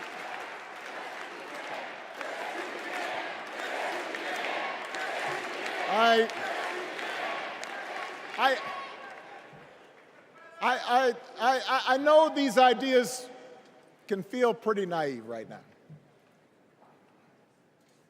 We live in a time of such confusion and rancor, with a culture that puts a premium on things that don't last. Money, fame, status, likes. We chase the approval of strangers on our phones. We build all manner of walls and fences around ourselves, and then we wonder why we feel so alone. We don't trust each other as much because we don't take the time to know each other. And in that space between us, politicians and algorithms teach us to caricature each other and troll each other and fear each other. But here's the good news, Chicago. All across America, in big cities and small towns, away from all the noise, the ties that bind us together are still there. We still coach Little League and look out for our elderly neighbors. We still feed the hungry in churches and mosques and synagogues and temples. We share the same pride when our Olympic athletes compete for the gold. Because the vast majority of us do not want to live in a country that's bitter and divided. We want something better. We want to be better. And the joy and the excitement that we're seeing around this campaign tells us we're not alone. You know, I've spent a lot of time thinking about these past few months because, as Michelle mentioned, this summer we lost her mom, Ms. Marion Robinson. And I don't know that anybody has ever loved their mother-in-law any more than I love mine. Mostly it's because she was funny and wise and the least pretentious person I knew. That, and she always defended me with Michelle when I messed up. I'd hide behind her.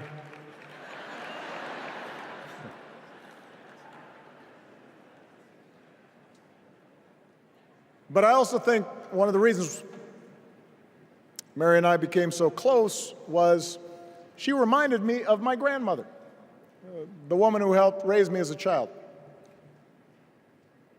And on the surface, the two of them did not have a lot in common. One was a black woman from right here, south side of Chicago, right down the way. Went to Englewood High School. The other was a little old white lady born in a tiny town called Peru, Kansas.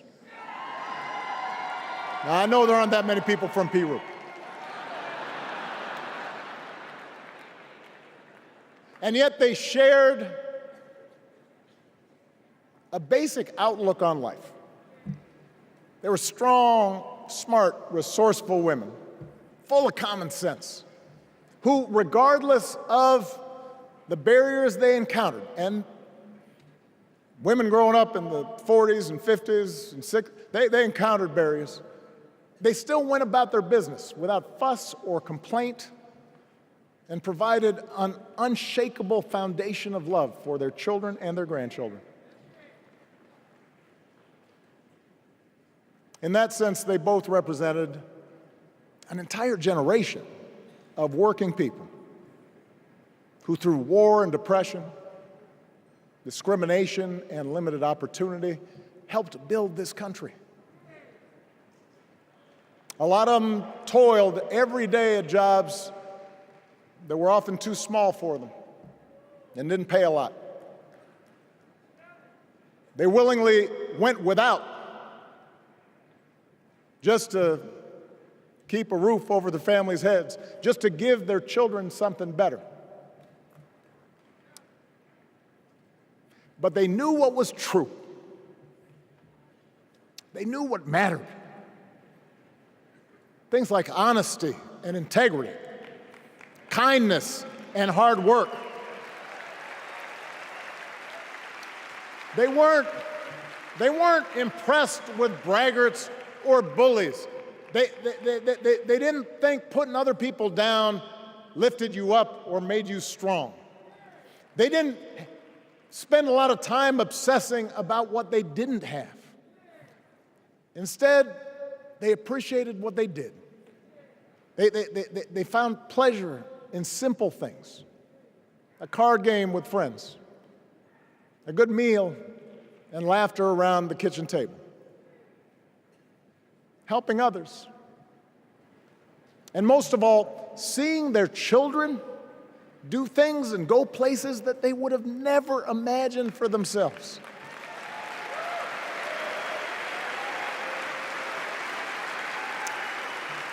Whether you are a Democrat or a Republican or somewhere in between, we have all had people like that in our lives. People like Kamala's parents, who crossed oceans because they believed in the promise of America. People like Tim's parents, who taught him about the importance of service. Good, hard-working people who weren't famous or powerful, but who managed in countless ways to leave this country just a little bit better than they found it. As much as any policy or program, I believe that's what we yearn for. A return to an America where we work together and look out for each other. A restoration of what Lincoln called, on the eve of Civil War, our bonds of affection. An America that taps what he called the better angels of our nature. That is what this election is about. And I believe that's why if we each do our part over the next 77 days, if we knock on doors, if we make phone calls, if we talk to our friends, if we listen to our neighbors, if we work like we've never worked before, if we hold firm to our convictions, we will elect Kamala Harris as the next President of the United States, and Tim Walz as the next Vice President of the United States.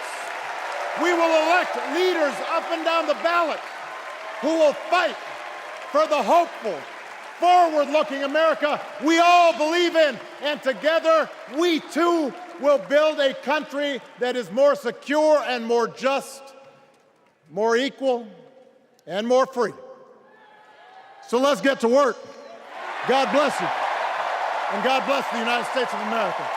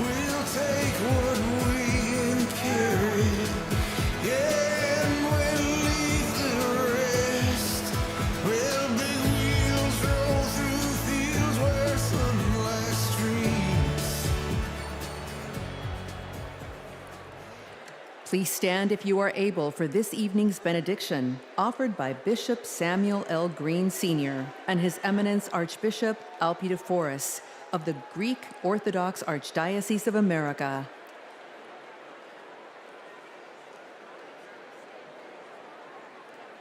God of our weary years, God of our silent tears, Thou who hast brought us thus far along the way, You are the one who broods over the days of our lives, and without You, we would be nothing.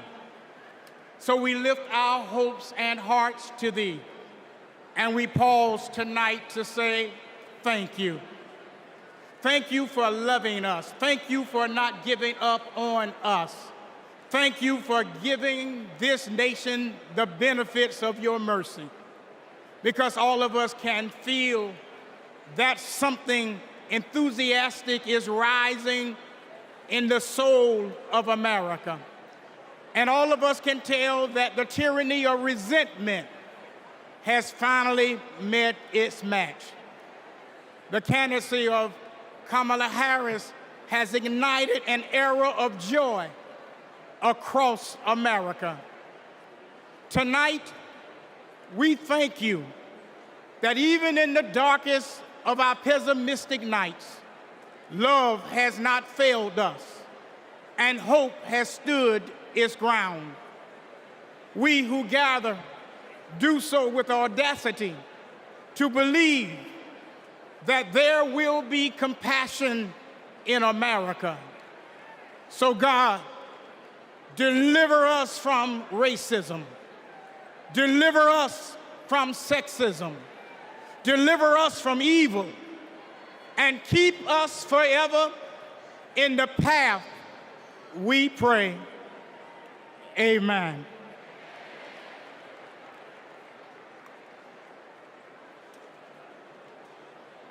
It is now time to pray to the Lord. Let us pray to the Lord. Eternal and ever-living God, source of goodness and grace, we come before You, seeking Your heavenly benediction upon this democratic national convention. grant unto the nominee for President of these United States, Vice President Kamala Harris, and her running mate, Governor Tim Walz, to pursue the highest offices in the land with love, with hope, and with faith in our nation. Grant unto the delegates to engage with their fellow citizens in a spirit of joy and duty, always seeking the best for our country. We also ask special blessings upon President Joseph Biden, First Lady Jill Biden, and their family, for he has given a lifetime of service and of sacrifice to the American people, and has stood with nobility and integrity upon the international stage to lead in the best traditions of the United States. Finally, we ask that you protect and defend the armed forces who protect and defend us, so that in peace and security we may offer to you, the one true God, the praise that is in your due. Amen.